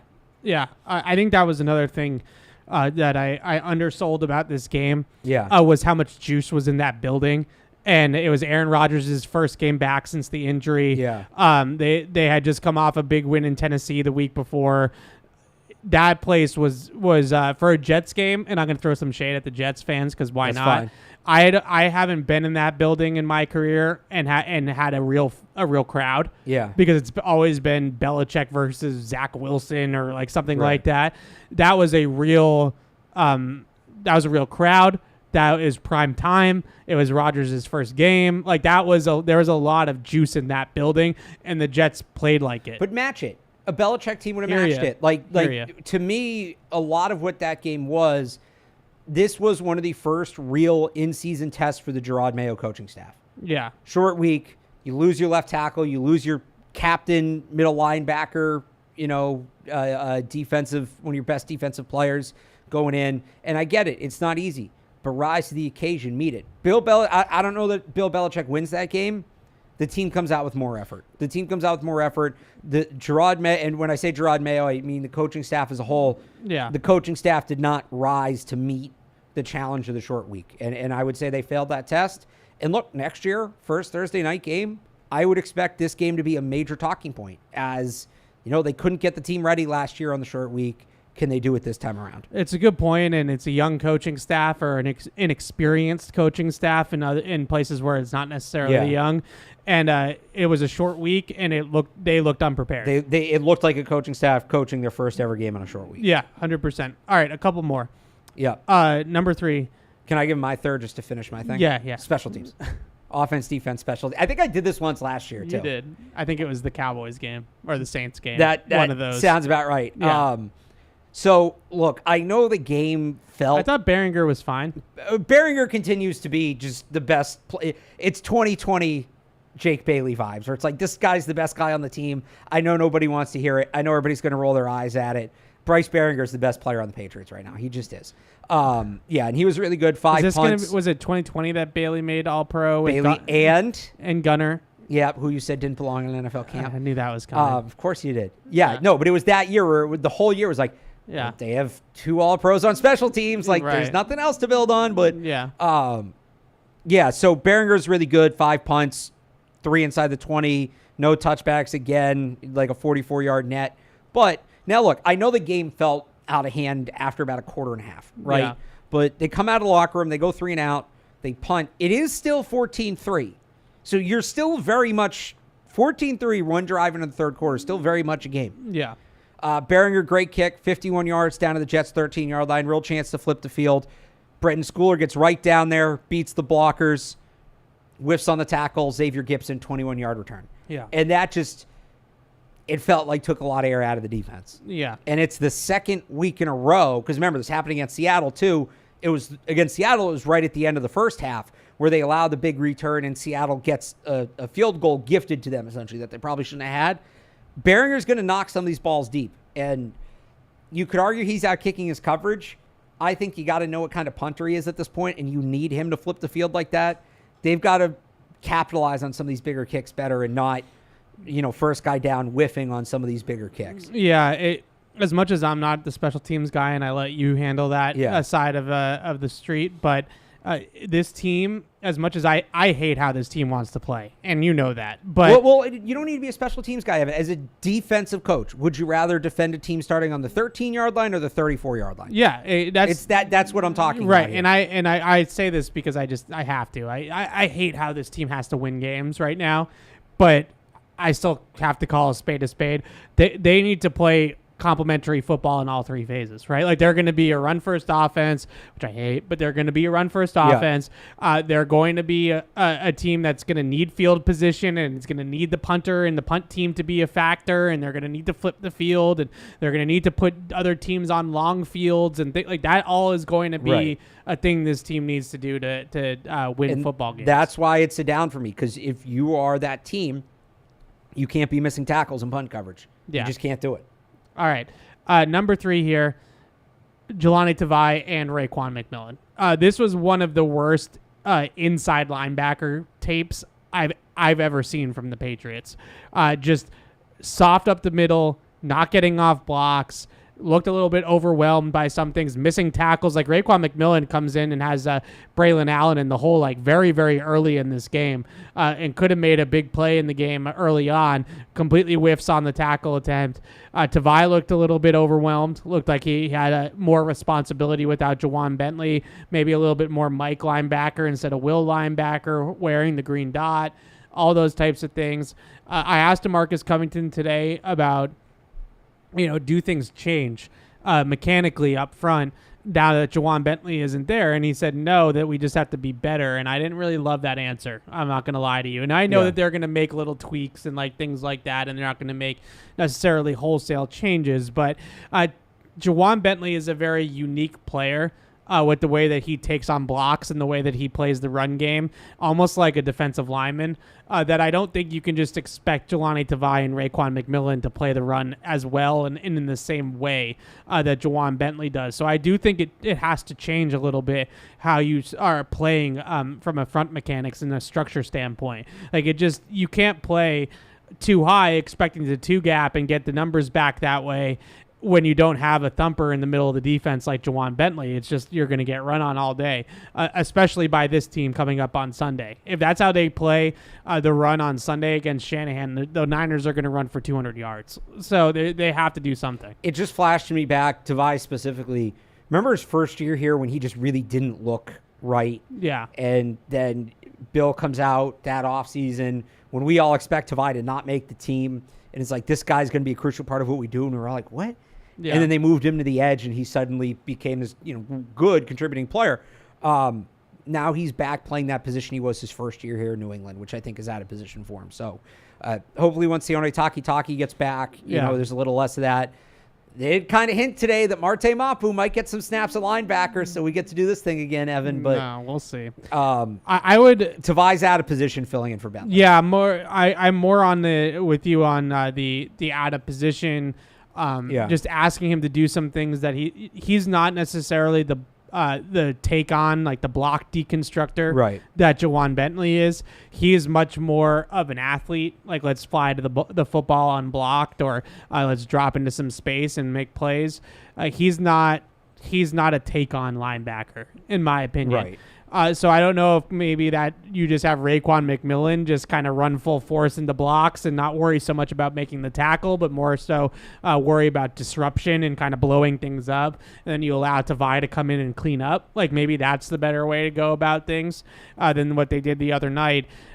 I don't necessarily think the green dot is as big of a deal. I think it's more about where he is in the defense. Yeah, like the positional type of stuff. So they were on my list. Number 4 down, the entire offensive line. Like, you have to call them out at some point. You've been the one who's been telling me for like 2 weeks now the offensive line's not as big of an issue as I think it is. So I'm glad to hear you say that. No, it's a big deal. I was worried we were losing you. No, it's a big issue. I'm just not willing to let everybody else off the hook for the entire season just because we're the offensive line isn't good, right? Like, eventually figure it out. Like, and not 30 points a game, figure it out, but like, can we not have what we had last Thursday night, right? Right. That's all it is. But 52.2% pressure rate on Jacoby Brissett in this game. Caden Wallace, David Andrews, Mike Onwenu, Layden Robinson, all 3 pressures each. 16 total pressures allowed in this game, just in terms of volume. I thought all of them struggled across the board. Like, Michael Jordan maybe was a little bit out, got away with this one. One hurry allowed just for him. Wallace, obviously a rookie playing out of position in his first NFL game. Not a great spot for him, so I'm willing to give him a break. David Andrews and Mike Onwenu need to be better. Like, those are your 2 veteran guys on the line.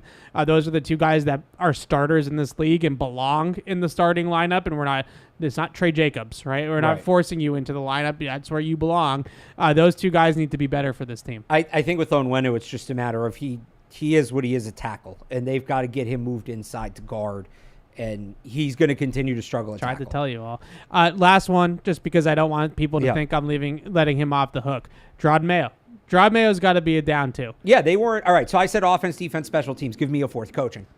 They weren't prepared to play. They weren't ready. I kind of talked about this before, but they weren't ready, and that's on the coaching staff. Yeah, so I don't want Gerard Mayo, everybody to think that Gerard Mayo, they won't criticize Mayo. Mayo, he deserves to be on the down list too. They weren't prepared to play. They got outcoached. I believe they kind of got outcoached for the second straight week. I think Seattle outcoached them too. So we're starting to see some of the cracks in the foundation of a young coaching staff and an inexperienced coaching staff. So those are ups and downs. Let's talk a little bit of Niners. Let's take John here on the phone first, and then we'll do the last 30 minutes on San Francisco. What's up, John? How you doing? Hey, how you guys doing? Good. Hey. Good. So you guys actually kind of just touched on it, but I have 2 points on the offensive line. So my thought process is a little bit with Onwenu kind of being not out of position, but not at his best at tackle. And you've got a rookie starting at guard next to him. What do you have to lose by basically getting Onwenu in his rightful position, either moving the rookie over to left guard, or when So comes back, having him there and just dealing with one person as a weak spot at left tackle. And then just one other point, I'll let you guys go. I heard Doug Kyde talking about Donovan Smith, the Kansas City left tackle from last year. And I know he probably sucks because he's not signed by somebody, but in a situation that we're in, wouldn't he be better than what we have? And he's just sitting out there. Maybe he's not in shape, whatever. It feels like it'd be at least worth a shot and have Wallace over at right tackle where he belongs and just try it out. Anyway, thanks, guys. Thanks, John. So to the first point, they have Onwenu at right tackle out of necessity. Like, they just don't have bodies at tackle. I agree with the point. Like, what do you have to lose by just having the one guy at left tackle? The problem is who you playing at right guard. If you can do it with Caden Wallace, then I'm all for it, because left tackle is probably a big weak spot. If it's going to be who even would be the backup right tackle at this point? Is Trey Jacobs their swing tackle? Yeah, is so it Trey Jacobs? Zach so Thomas? it'd probably be Caleb Jones off the practice Yeah, squad? that's All right, it. so you have Caleb Jones, who's never played in who's never played an NFL game at right tackle. Yeah. Without, Vidarian Lowe's not back, he's still. It's both tackles. You can't just move Mike Onwenu back inside and get to one position of question. You need other guys to get healthy first. When those guys do get healthy, they should make that move. Yeah, if they don't make that move, then I'm going to start to criticize them for not making that move. Absolutely. And everybody is they healthy. can't right now because guys aren't healthy, like you said. But Yeah, just as soon as possible. I just thought of something really quickly, and then I do want to go 49ers. Yeah. With Well- Gerard Mayo. Go ahead. What were you going to say? Just on Donovan Smith. Yeah. Oh, yeah. Watch him from last year. Right now with Vidarian Lowe hurt, yeah, he'd help. I don't know that he's an upgrade over Vidarian Lowe at this point in his career. I don't. Yeah, it doesn't seem like they want to make that move right now. I know Doug. I saw a tweet, Doug. So if you didn't actually report this, and I apologize, but the tweet from one of the Patriots aggregators said that Doug said that they're not at this time looking into bringing in any of those veteran tackles. Donovan Smith, David Bakhtiari, one of those players. My guess is Donovan Smith allowed 53 pressures and was called for 10 penalties. Yeah, penalties last year. were an issue for him. Those are both excessive numbers. Yeah. So I would just say that those guys are available for a reason, whether it's injury, whether it's that people think Donovan Smith is washed, whether Bakhtiari's not playing, is kind of pseudo-retired, right? Like whatever the case may be with all those, there's plenty of teams like Kansas City, as much as we railed the Patriots for not drafting Kingsley, he's been benched, and it's just to be like full, transparency. He's been benched, and Wanya Morris started in their game last week at left tackle. Like, you don't think if Donovan Smith could play that the Chiefs would call him and say, hey, why don't you come back and play down the stretch for us this year? Like, my guess is that everybody knows stuff about those guys that we don't. I'll throw Charles Leno and DJ Humphries, who's coming off an injury too, in that category as well. The rest of the league and the people that know more than we do about what's going on with these players obviously know something about those guys. Otherwise, they would be on rosters at this point. Yeah. What are you going to say about Mayo? Really quickly on Mayo. My big thing about him in terms of head coach and the role in general is that I look at the head coach as a quality control coach in a lot of ways. Sure. And if I'm Gerard Mayo, when they got back into the building, I think it was Monday that the coaches came back after the Thursday night game. When they got back in the building, I'm sitting down, and they did talk a little bit about non-negotiables, right? And I'm sitting down with AVP, and I'm sitting down with DeMarcus Covington, and I this is what Bill would have done. Bill would have had a list of like 4 or 5 things that it's not everything, right? It's not like let's come in this week and let's fix everything that's wrong with this team. It's 4 or 5 really specific things where I would look at my coaching staff and I would say, this is non-negotiable. DeMarcus, we need to keep the quarterback in the pocket. Right. This is non-negotiable. Like, this can't continue. AVP, we need to run the ball. No more of these, of your play actions for now until it starts to work, right? Right. We need to run the ball. It's on him to do those types of things. I'm not necessarily saying that it's on him to fix the offensive line or to, whatever. It's on him to be the last line of defense. It's on him to make sure it gets fixed. Right. Yeah. To say, hey, this is what we're doing. Along those same lines, if their quarterback play doesn't improve, if I'm Gerard Mayo, because my sense is that there's pushback internally from Van Pelt, Elliott Wolf, maybe a little bit of Ben McAdoo, where they're saying to Gerard Mayo, be patient, like you're doing with me, right? Yeah. Be patient. His time will come. He's not ready. Be patient. Well, I'm not saying he's not ready, but yeah. Okay. We're not ready. Right, He's not ready. It's not ready. Whatever you want to call it. If I'm Gerard Mayo at some point in time, and I'm not saying it has to be this week, I'm not saying whenever he feels it's right, he needs to come into the room and he needs to look at Alex Van Pelt and Ben McAdoo and say, Drake's the quarterback. Coach him the F up, right? Well, this was the big question in the offseason, right? Who ultimately makes that decision? Is it Van Pelt? Is it Mayo? And I had kind of said at the time, my view on it was Van Pelt gives the green light, and then it's up to Mayo whether or not to make the move. Yeah. And then the question is, what happens if Mayo wants to make the move before he gets the green light? Here we are. And this is going to be a big test for Gerard Mayo and this whole collaborative approach and all that, which I'm not against collaboration to an extent, but at the end of the day, somebody has to have final say. Elliot Wolf has it over the roster. He doesn't have it over the depth chart, nor should he. That Right. should be the head coach. Can Gerard Mayo, when the time comes, and by the way, I don't know that I necessarily want him to do this, but if this is the best path of action, can he go into the room, put his foot down, and say Drake May's the quarterback? It's not going to be easy to do. It's not going to be easy to do, but this is his team, and he has to go off of his instincts and what he sees with his eyes. And he told us in the summertime, right after the preseason, that Drake May outplayed Jacoby Brissett in the summer. And the breadcrumbs are there that Gerard's ready to make the move, and Van Pelt isn't. If you want to, I don't want to put Elliot Wolf in either side because he just hasn't really openly talked about it. Yeah.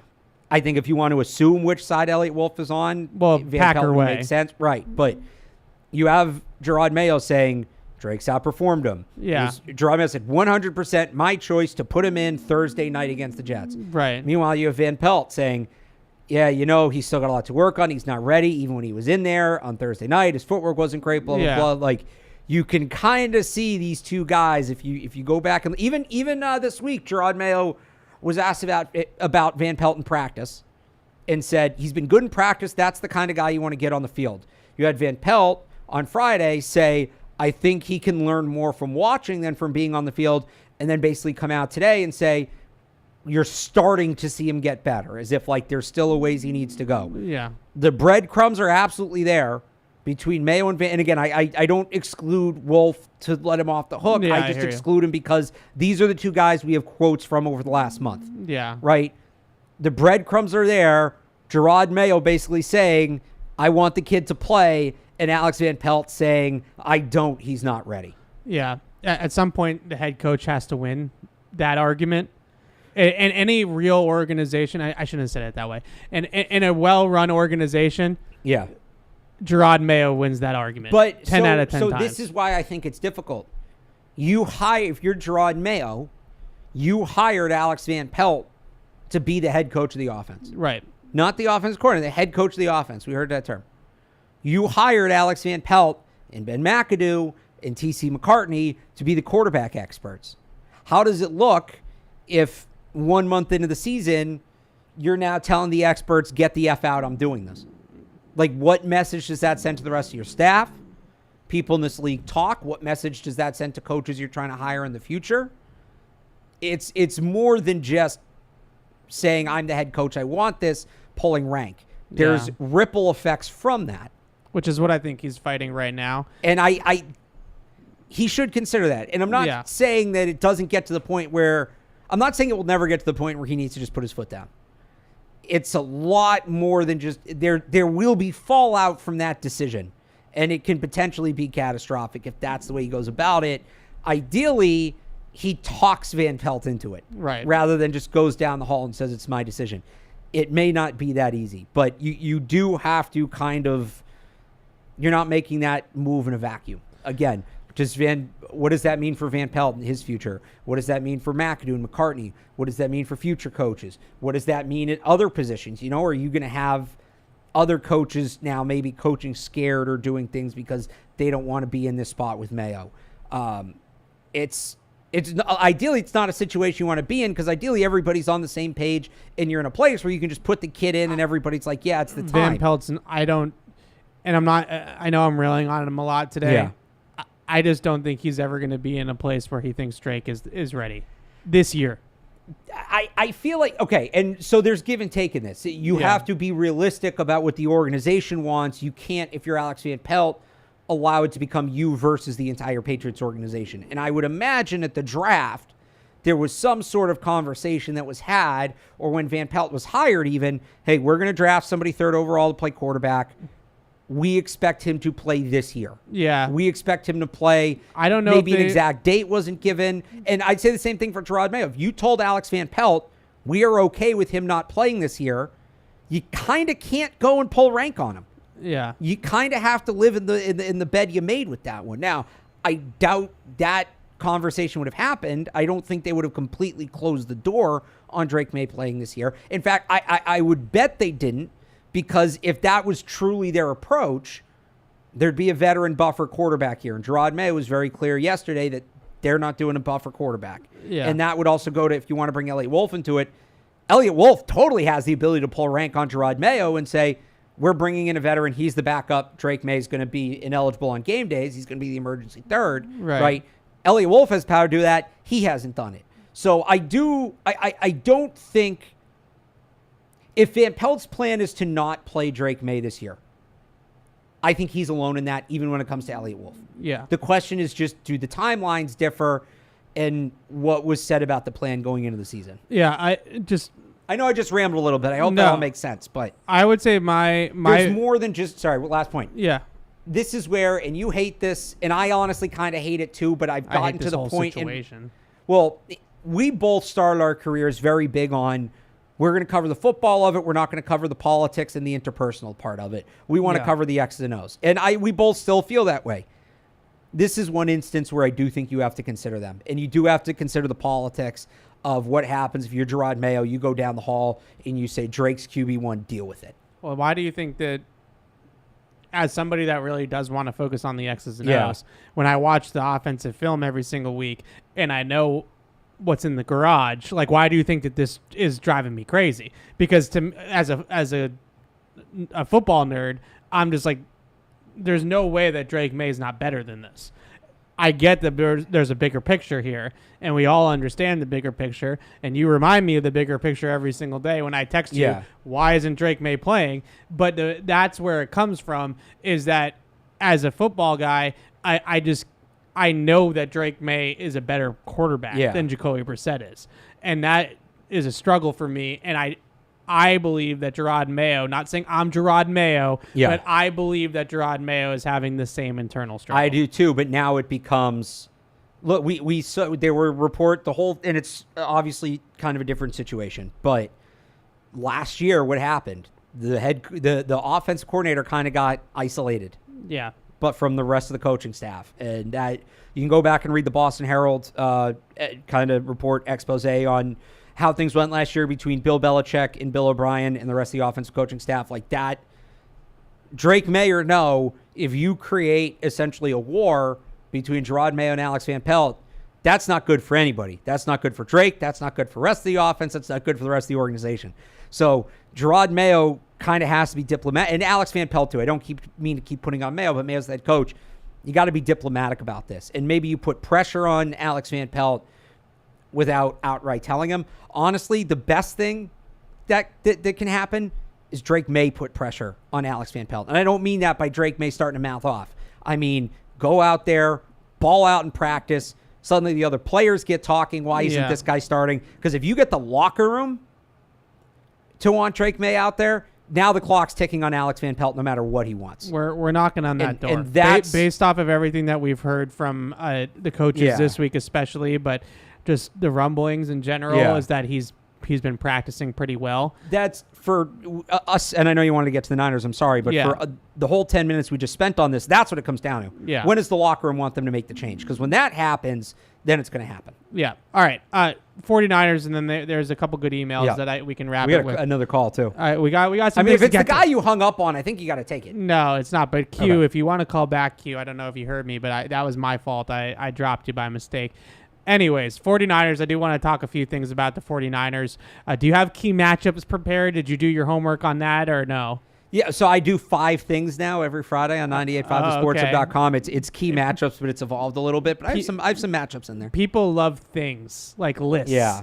10 observations, 10 takeaways. So I just call it 5 10 things. Sometimes it's about the game. Sometimes it's about the week as a whole. But I always put a couple of key matchups in there. Okay, so just really quickly on the 49ers, because unfortunately and sincerely, I really, really hope, Alex, that we start doing shows soon where the matchup in that particular week actually matters like it used to. It's been a minute. I really hope we get to that point. All of you know, my love for Kyle Shanahan. I have enjoyed my week. I've had some extra time. I've had some extra time this week. You were in a rough spot on Sunday night after that game. I watched the Vikings game and I watched the Rams game in full on film and got to watch Kyle Shanahan's offense for like a full day, which was just not only Kyle Shanahan's offense, but also Kevin O'Connell and Sean McVay's offense, who are both better coaches. So this was just like a fever dream for me. Yeah. I was having a blast.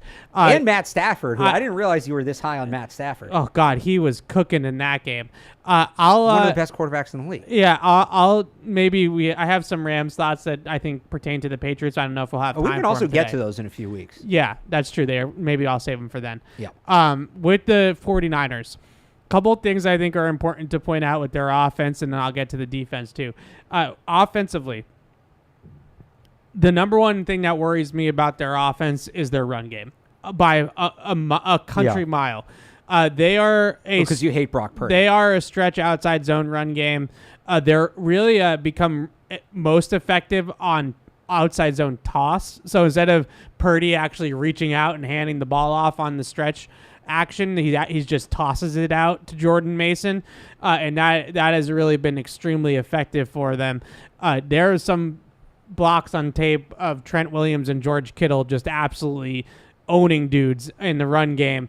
They are a very, very physical team. They are a run-first team in some respects. They are willing to run the ball. If you don't stop the run game, they will keep running the ball on you.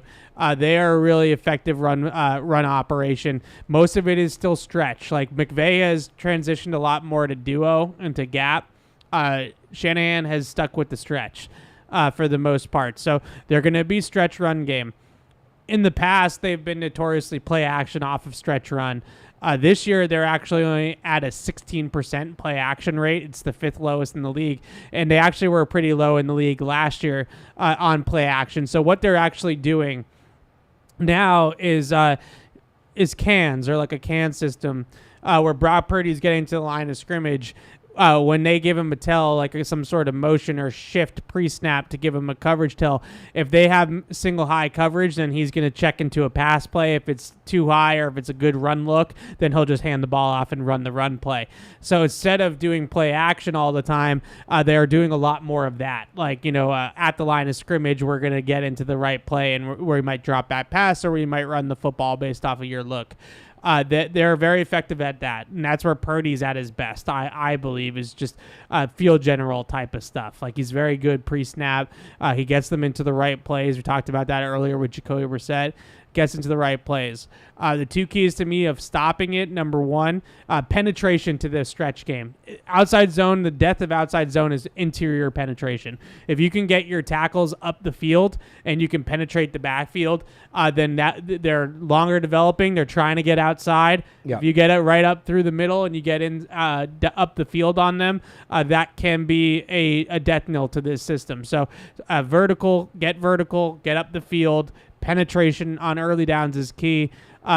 Brian Flores gave them a little bit of a roadmap here. They were really good in Minnesota's defense against this offense a couple weeks ago.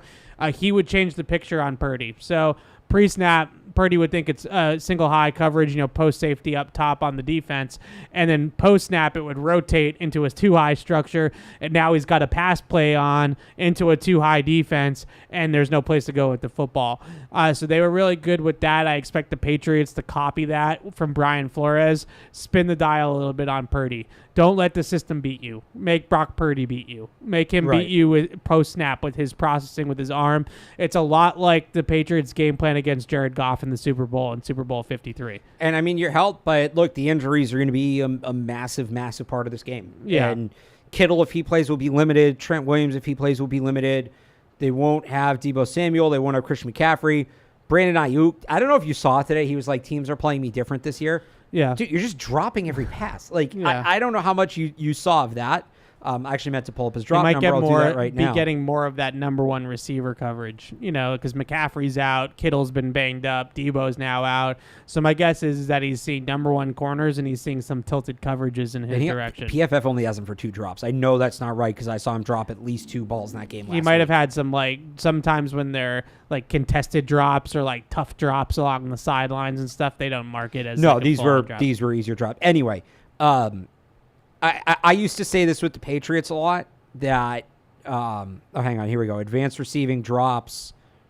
They also have them for, they have them for 5. Okay, that sounds closer. I used to say this with the Patriots, like, do you remember that year, I think it was 17, when Gronk put that hit on Tre'Davious White? Yeah. And everybody was like, just suspend him till the playoffs. It's fine. Like, we'll have him healthy. But they were so banged up on offense at that point. They didn't have Edelman that year. And it was like, no, like, at a certain point, the logo on the helmet doesn't mean anything. Yeah. You actually need the players to perform. That's what makes the team good. We know that now. That's kind of how I feel about the Niners right now. And that's not to say they're bad. I mean, they still have a lot of good players. But, the Niners, this offense. Oh, right. Well, they don't have CMC. Yeah. They don't have Debo. Kittle might be playing hurt. Kittle will be playing hurt. Trent Williams got hurt last week, came back in. He was on the injury report with an illness. Where is he at? Yeah. They're not bad, but they're not what that team was. So let's say they had the fully loaded offense, right?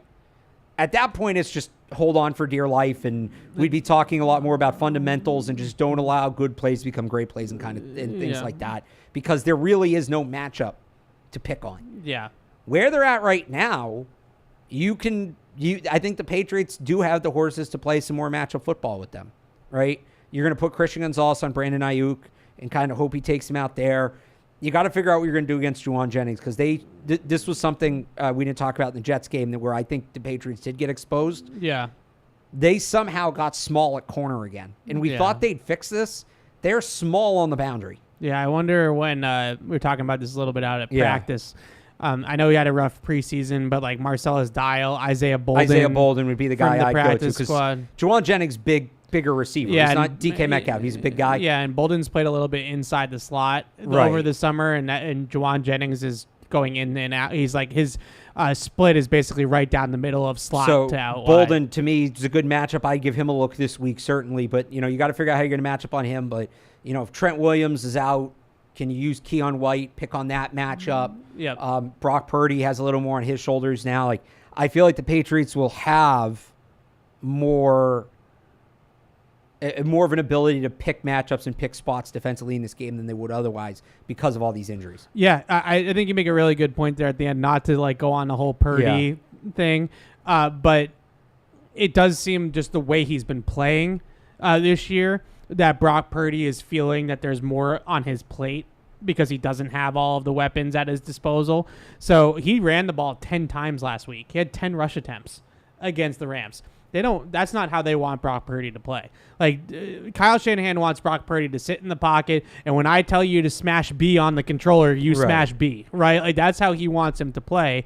And right now, Purdy is like extending plays and running and like making out of structure throws, and like I don't think that that's what they want him to do, but because of the injuries to the playmakers, they don't really have a choice.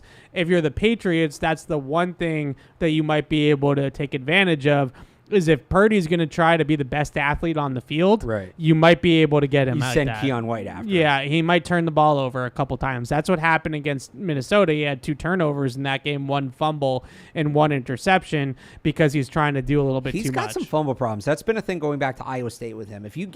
Look, he rarely gets hit in the pocket because as a runner, he doesn't have fumble problems. Let me be clear about that. He's actually pretty good at, I think, sliding, getting down, getting out of bounds, taking care of himself. Going back to Iowa State, he had some trouble with like strip sacks or just holding onto the ball through contact in the pocket. He has Trent Williams. He has that offensive line. That hasn't been something he's dealt with a ton in the NFL. If you're the Patriots, you may be able to capitalize on that this week. Yeah, so moving over to the defense. Yeah. Their defensive coordinator is somebody whose name I've fumbled all week long because that's how little I know of him before this week. Nick Sorensen is their defensive coordinator. He is a Pete Carroll guy. He came from the Seahawks, was there for years, was Seattle, is now in San Francisco. So he grew up in the Seattle 3 system, right? He grew up in the Legion of Boom and the zone system, and rush 4, drop 7, play cover 3, play Mabel, like all that kind of stuff. Brandon Staley is also there, which I know you're going to pick at. I wonder if that's where some of these problems are coming from. It's best roster in the league, and suddenly you're 1-2. It's a little Matt Patricia-y, not going to lie. It's a little bit. It's a little Matt Patricia-y. I mean, you were never a Staley guy, though, either. Like, No. You admit No. that he's not a head coach. No, he had some good game plans defensively when he was with the Chargers. He had a really good game plan for Miami. That team started to copy like a blueprint with the Dolphins, but not in terms of like being a head coach in the league. Anyways, defensively, they have played a lot more man coverage this year. They're up 9% in terms of their man coverage rate this year compared to last year. So one of the things that I do think the Patriots can exploit that the Rams did, the Rams just put Tutu Atwell into foot races, run across the field this way, then run across the field that way, and then every once in a while we're going to send you vertical, right? And he just ran, 5'8", 155 with the 4.39. Kind of sounds a little bit like Demario Douglas, right?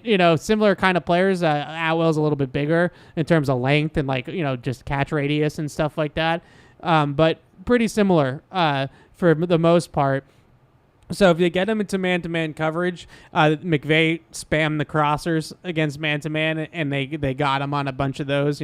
Motion Tutu Atwell or shift Tutu Atwell late in the pre-snap, and then all of a sudden you snap the ball and he gets this free release and he's just running across the field against man coverage with the free release. Do some stuff like that. They still, for the most part, are a zone defense. They still play a lot of Mabel coverage, which is a cover 3 variation, where the backside defender, the Richard Sherman, he's going to be locked into the X receiver in man-to-man coverage, and they use Fred Warner to kind of cut off the crossers from like the passing strength.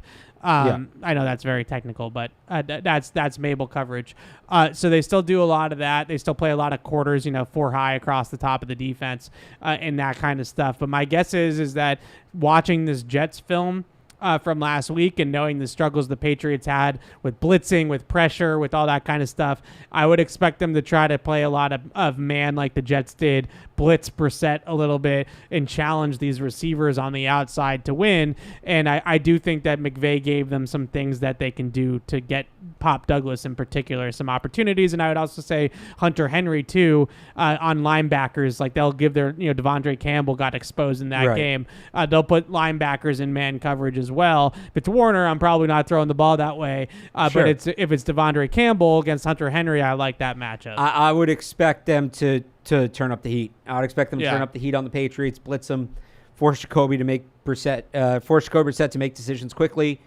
See how that goes, but they're going to test the Patriots' ability to pass block and just block in general. And do you blame them? Yeah, no. Just a couple of things with the run game for the Patriots. We all believe, I think, that they need to run the ball, and they need to get back to that identity of running the ball that they had in the first 2 weeks of the season. This 49ers defense is giving up 5.5 yards per carry against duo runs, gap double teams in the interior. Just all you're doing with duo is you're creating, usually duo teams will put like 7 guys across the line of scrimmage or 8 guys across the line of scrimmage, and then you're just creating as many double teams on the line of scrimmage as you possibly can based off of the defense's alignment. And the Rams ran right over this 49ers front with duo, just right at them, right over them. I don't think you want to go side to side against Fred Warner and Nick Bosa, right? Like that doesn't sound like a good idea. Don't let those. Oh yeah, we're going to test what good athletes Bosa and Warner are. That's not what you want to be the approach, right? So running right downhill with duo at them is a way to maybe possibly run the football. I also just think the Patriots are best at running duo, so it kind of works out in that sense. Kind of getting over the outside zone game, if you can't tell. A little bit. So duo, I think, is one way that they might try to do that. The Browns won a game with P.J. Walker against this team last year with Alex Van Pelt and Stefanski coaching up P.J. Walker, our guy. And they ran some toss stuff to the boundary instead of outside zone. They tried to hit it faster to the outside with like crack toss schemes and things like that. Those hit a little bit quicker to the perimeter, so you don't let Fred Warner run over there as quickly. He's coming from the middle of the field and it hits a little bit faster. So I would expect them early on in this game to run some of those crack toss plays or some of those toss plays to the outside, even if don't freak out if you're the Patriots or as a fan, if those don't work. it's to set up that they're going to run it inside. Hopefully. Right? Like that's what I'm hoping for is the Browns also mixed in one reverse that went for an explosive in that game too, to also get something going horizontal and getting outside the tackle. So early on in this game, like hit him with a reverse, hit him with a toss, hit him with something outside just to get them thinking about that. And that's when you start to run it up the middle and start to gash them up the middle. That's what I hope is the plan. This is one of those games where Van Pelt literally has a blueprint from last year with the Browns of how to run the football with a limited quarterback. Like he literally did it a year ago. So obviously execution is big, but there is something there for them. Is there anything else on the 49ers I wanted to get to? Bosa. I don't want to see Trey Jacobs one-on-one with Nick Bosa in this game. Ever. Not once. Leave the tight end in over there.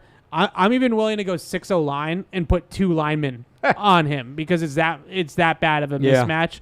If you're gonna try to push the ball down a field on the play, just go tackle eligible and put 2 linemen over him. Like put 2 guys over there. This has got to be, and this is another one of those coaching staff things I'm going to be looking for.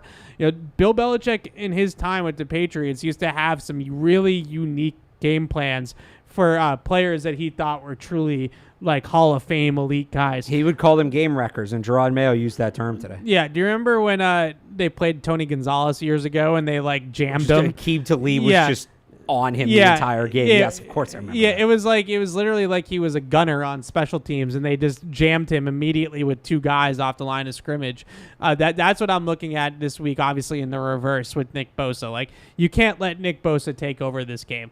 If you do, in my opinion, going back to our whole debate about the line versus the play calling, if you let Nick Bosa take over this game, I'm going to point the finger at the coaching. I'm not going to point the finger at Trey Jacobs. It's not his fault that he can't block Nick Bosa. I'm going to point the finger at AVP and the coaching staff if that happens. Is there anything else on the Niners you wanted to get to before we take these last few things and wrap it up?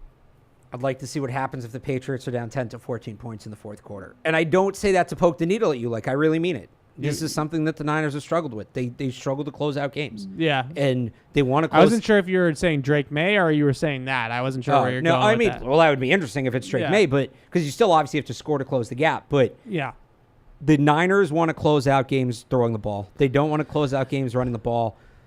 That seems to be exacerbated without Christian McCaffrey. Now, they don't have some of their top pass-catching options either, but if you have to admit at this point, it's a thing. Yeah, I tweeted it was a thing after the game on Sunday. They can't close out. Now, it's one thing to close out the Chiefs or the Rams. It's another thing to close out this Patriots team. But they can't close out these games. And if the Patriots keep it close, like you have to feel good about that. If you're the Patriots, that we're in a 10-point game against a team that just puked all over itself last week in this exact same situation. 10 sounds like a big deficit. But if you're down 3 or down 1 score, let's call it, then I would. Well, I'm saying like towards the end of third quarter if it's 10. Yeah, I just don't know if the Patriots offensively have so the that's why firepower it's different. But up. Again, you gotta feel good about that if you're the Patriots, and I'll be interested to see what happens. Like the Rams and Stafford doing it is one thing, the Patriots doing it is another. I hear you. I am acknowledging that, but I'm saying if it's a 1-score game going to the fourth quarter, fine. So it's a problem. And this is a first world problem. Like, they're not going to win the Super Bowl because of this problem. But them closing out games is a problem. I know that there probably are numbers to back you up that they get too far away from the running game. Their pass game execution really suffers in crunch time as well. Which is why, to my point, run the ball. If you're up. I'm not talking about when they're down. I'm talking about when they're up. This is a team. Remember how I came in leading into the Seahawks game and said, you're not going to be able to take this team to the hill as easily as you took the Bengals to the hill? Yeah. If the Patriots put themselves in position, it's a big if, but if the Patriots put themselves in position, the Niners are a team you can absolutely take to the hill. Yeah. Absolutely. Yeah. I don't necessarily disagree with you. I can't disagree with you until he proves otherwise. It hurts me. You can tell it hurts me that I have to be critical of Kyle Shanahan in this way. My instinct with all this has always been that when they get into these tight games, and I'm not talking about against the Patriots on Sunday, I'm talking about against good teams. But I'm saying if you're the Patriots, like you have to have that approach of like these guys can be had in this situation, regardless of if the teams that had them are better than you. Yeah, just in general, though. Yeah. Like, talking about the Chiefs in the Super Bowl. Right. The Rams last week. Like, these types of games, sometimes what I feel like with the 49ers and why I get on Brock Purdy in defense of Kyle Shanahan is because in order to win the games at the highest level, again, not the Patriots on Sunday, but the Super Bowl last year, in order to win the game at the highest level against the Chiefs and Patrick Mahomes and the bully that is Kansas City right now, you need to have a quarterback and have a passing game that rises to that occasion. Like the first time they lost in the Super Bowl to the Chiefs with Kyle Shanahan, it's Jimmy Garoppolo overthrowing Emmanuel Sanders for a walk-in touchdown. This Super Bowl last year, it's the blitz packages from Spagnuolo that get to Purdy and he's frazzled. This and all goes that. back to my point. Why can't you just run the ball and kill the clock? You don't need a passing game. You need a passing game to get there and get that lead. But how many of and I don't want to go 12 rounds with you about Kyle Shanahan, but it is 49ers week, so we have the house, or we can end this show. Want. The biggest thing I would say about that, though, is that a lot of these things happen when what do you on 3rd and 8? You want them to run the ball? Like a lot of these things. Well, are if they're this happening great running attack, why are they getting a 3rd and 8? They're getting a 3rd and 8. Well, because the other team gets paid too. Well, no, but a lot of it is either incomplete passes or they're throwing the ball and there's sacks and there's penalties and things like that. They don't run the ball when they should late as much as they should late in these games. The clock is a non-factor. Kyle Shanahan, it seems like to me, his philosophy is just score as many points as possible, period. And that's not to say NFL teams shouldn't be trying to score points. But if you're up 2 scores and you have a chance to take 2.5 minutes off the clock with 5 minutes to go, scoring points is not the most important thing in that moment. And that is what I think escapes them. My On 3rd and 8, honestly, in some of these situations, and I said this in the Super Bowl, maybe run it. Maybe picking up. You also have an all-world defense over there. Maybe if it is, and they did this last week, they threw a deep pass on a 3rd. I don't remember the exact situation, but they threw a deep pass on a 3rd down late in the game when it's like, if you run the ball here, even if you don't get the first, they either have to take a timeout or it was under 3 minutes to go. They're putting themselves seriously up against it in getting down the field for this last score. And this is where we disagree. I think your philosophy is just light up the scoreboard and all that and control the ball. My philosophy in that moment is take the time off the clock. Put them. You're putting yourself in an uncomfortable spot. Trying to pick up a 3rd and 8 is an uncomfortable spot. At some point, you got to play the clock. You can flip it on them and maybe you're not going to get it, but if you accept, we're probably not going to pick this up, but we can make them go down the field with either 1 less timeout or 40 less seconds on the clock. I'll put the onus on them to be uncomfortable. And I just don't think Kyle Shanahan believes in that approach, and it continues to cost him. And unless he's willing to invest in a truly elite quarterback, it is going to continue to cost him. Yeah, I think that's a big part of it. I can't run away from the fact that they keep on choking games late in the game. It's just a fact. The thing with Shanahan is that, and to your point, sometimes he goes for the haymaker, he goes for the knockout punch. He did it going all the way back to Super Bowl 51 against the Patriots, where he's throwing the ball in those positions because they were right before the sack that sacked them out of field goal range. Julio Jones makes the catch on the sideline, the insane catch that he makes on the sideline. They're in field goal range, and all they have to do is run the ball and just kick a field goal, and I think they would have gone up 10 points or something like that. They would have gone up 10 points 4 minutes to go. Right. He goes for the knockout, and Matt Ryan takes the sack. And a sack that pushes them out of field goal range. I think there was a holding call in there on Jake Matthews, too. The same thing happens in the next Super Bowl against the Chiefs, where he goes for the knockout punch. He calls a deep pass, gets a wide open Emmanuel Sanders, and Jimmy G misses the throw. Now, an apologist for Shanahan like me is going to sit here and say, well, if Jimmy G didn't stink, then they would have scored a touchdown there and they would have won the Super Bowl. And I will say who made Jimmy G the starting quarterback and who decided to let him throw in that situation. There we go. This is our dilemma. And that's what it comes down to. The the game the other day. By the way, I found the play. It wasn't even a 3rd and long. It was a 3rd and 1. So I don't know which play. We might be talking about two different plays. Right. The game the other day, they called a pass play. I believe it was 3rd down, or it might have just been late in the game, and it could have basically a 1st down would have ended the game effectively.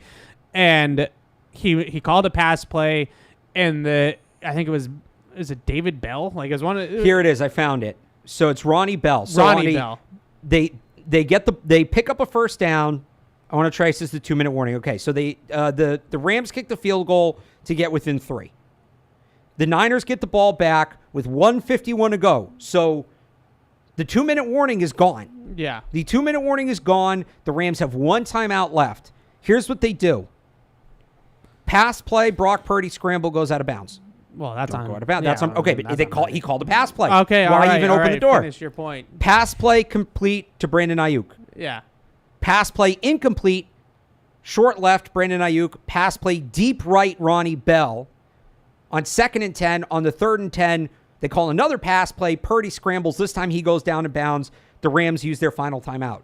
If you just run the ball there, game's over. Okay, so the game's over. Or sorry, all right. So I stand corrected. The game is also over. That's when it was tied. That's when they weren't down. That's when it was tied. So he's trying to go down the field to kick the winning field goal, but at a certain point, you need to understand, like, we can't give the ball back. So Ronnie Bell, the wide receiver, is wide open on that throw.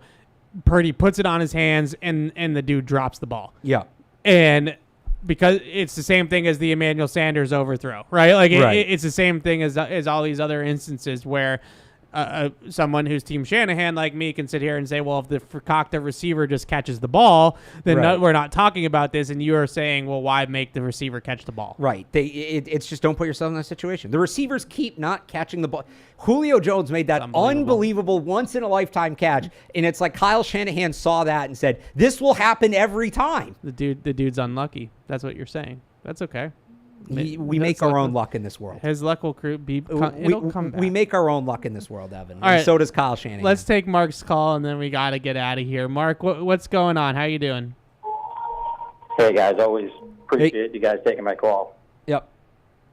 So I was on with Mike Reese the other day on 98.5 Sports Hub, and I got some good intel on him, on a kid that I'm really interested in, Caleb Jones. I said, you can't teach size. The kid's a left tackle. I'm wondering, why isn't he out there? He's been on the team now for a couple of weeks that we picked up off the waiver wire. And the only thing I can think of is his feet work. What is it about this kid? And I figured I'd ask you, Evan, because you're at practice all the time. I mean, is this kid legit? Like, he's got the size. Why isn't he out there? Because he just has size, Mark. And I don't mean to be snarky with you, and thank you so much for the call, but he's a big body. There's no doubt about that. Other than that, on tape, he doesn't show much outside of just being Trent Brown massive. I get it. I made the joke the other day. It's like an eclipse, right? You just put big dude in front of quarterback, right? And I'm not trying to pick on Mark. No, I'm really look, not. I understand where the philosophy, but on film he doesn't show much. You're talking to somebody who wanted to see Taco Fall get a lot more minutes for the Boston Celtics a few years ago because he can't teach size. You're big on that in basketball. You can't. Yeah, you can't. Your rebound, like, put the 7'3" guy under the hoop. It's basketball. I like tall players. It must drive you nuts that Kristaps Porzingis hangs out of the 3-point line. It must drive you crazy. I severely underestimated Kristaps Porzingis' game because I'm sorry. I didn't I'm not realize familiar with your he was game. as good. Exactly. I didn't realize he was as good on the. No, ideally you get a 7'3" guy that can do everything. I didn't realize how well rounded his game was. He can do everything. When it comes to Caleb Jones, like, would I maybe try him against, or would I maybe try him over Trey Jacobs because of that size? There's an argument to be made. Now, this week, I think it's more about speed than size when you're facing a guy like Bosa. And I thought Trey Jacobs, athletically, Trey Jacobs reminds me, and I know this is not like trying to keep it realistic. Yeah. He reminds me a little bit of Calvin Anderson, just in terms of his athleticism and like moves that. Well. Yeah, he moves well. Like, that's sort of like the hallmark of his game. And he had some really nice blocks in the preseason in space. getting out in front of runs and things like that. That's what you need in the game this week, specifically against the 49ers. You know, I'd like to see, I will admit, I would like to see Caleb Jones get a chance. Yeah. But not if Fedarian Lowe's healthy, and this is a tough matchup for him because he's big, but that's kind of it. He's big. Yeah. In terms of the practice squad guys, they have been traveling a handful of practice squad guys every single week. Some of that might be injury protection. There's no doubt about that. But there's also some guys that have just been traveling in general. And that can be they want guys staying, this is what it's like on a game day. Right. This is our operation because they want those guys, especially this year where you have so many road games early. There's not a ton of chances to see it. Okay, I didn't mean to cut you off, but I assume what you were going to say. Caleb Jones is one of these guys who's been traveling. Yeah. That tells me that they are invested in his development, where it's not off the table that he plays at some point. But I don't think he's a be-all, end-all answer at left tackle. Yeah, Caleb Jones. I know Brian Hudson, Mike Reese reported traveled with the team. Joe Giles Harris, Kevin Harris, those guys have been traveling a decent amount from the practice squad to the point where, I don't get any tips of who's being elevated because there's too many guys. So, that's what's going on with that. I have just really quickly, there's one last question, and then we're going to wrap it up here. I've been going for 2 hours. This might be the longest show we've done. I know, but I think this is a good question. This is from Brian. He says that he understands that people are tiptoeing around the David Andrews drop off. I use that term. I don't know if I want to, but I did because of who did, consummate pro veteran guy, going to be in the Patriots Hall of Fame, I would assume someday. A really good player for this team, but Brian says don't be afraid to talk about the fact that he hasn't played as well this season. His pass protection has dropped off a little bit these last 2 years. Really started last year where he's dropped off in pass pro. He still grades out really well in the run game, but pass pro has been a little bit down, I would say, the last 2 years. The one defense, because, got to defend a guy like D.A. Right. The one defense I would say with David Andrews is that if he had stable guard play, right, how much of this is that David Andrews is in the middle of this line and just holding on for dear life? He's being asked to do so much. Yeah. And look, I'm not going to say he's the player who was in his prime. He's not. And I agree with you. There has been a notable dip there, but let's see him let's see him with actual talent around him. Yeah, if he has City and Onwenu next to him for 8 games down the stretch this year, and they aren't a good interior, then I would start to have questions about drafting his successor, which I would probably do that anyway. Yeah, but the other thing about David Andrews, which is, I don't want to say it's a reason not to criticize him, but almost makes his performance a moot point. Yeah.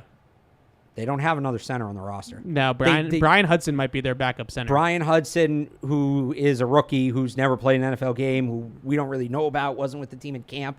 Yeah. And Nick Leverett, who's guard. Yeah. So even if David Andrews isn't playing well, it's going to have to be really, really ugly before it becomes worthwhile to make a change. And again, that's not necessarily in defense of him. Right. This maybe goes back to Elliott Wolf again, but yeah.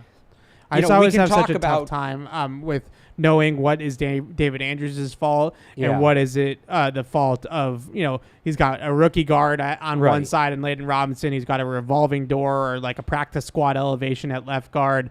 And how much of it is just that the line is a mess and how much of it is David Andrews? And again, we have an opportunity to say, even if it is Andrews, and I generally default to saying, if there's a miscommunication, I assume David Andrews was right. Yeah, and I think he's earned that right. But even if he is struggling, we could look at Chuksa Okorafor and say, okay, play Caden Wallace. We can look at Layden Robinson struggling and say, okay, City So will come back or play Michael Jordan. You really can't do that with David Andrews because maybe if Jake Andrews was healthy, but he's not, so you can't have that conversation. We're leaving with the date we brought on that one. He's the center, and we're going. And I don't fault. And it's not a bad center. No, and I don't fault them for that. Everybody knows how I feel about the left tackle situation. Yeah, that one was coming from a mile away. I don't fault them for trying to bank on. If I'm going to bank on a guy, I'll go down banking on David Andrews. I have no problem with that. I'll sleep fine at night knowing I put my trust in that guy. Yeah, so we just went 2+ hours, I think, on Look at this show because how could we not get bogged down by a Kyle Shanahan debate? We didn't even get into you being a Morgan Wallen fan now. Oh, I don't even know why that's a thing. Because you told me it's a thing. I said I liked one song that he's featured No, that's in. not how you said it. You're reconstructing the tape. I in my older age, my music taste is shifting slightly. And nowadays, I want some like chill music to listen to. And Post Malone is now a country singer, apparently. Yeah. I feel a little bit better about listening to Post Malone because it's rap adjacent because he used to be a hip hop artist. So I feel a little bit like... So you're dipping your toe in, and that's fine. Yeah. And I'm sitting here offering to help you on this journey. No. You say you want chill music. I'm more than happy... Help me help you, Evan. Help me help you. I'm only going Post Malone. See, you say that, but you would have never even gone Post Malone a year ago, and now you're just.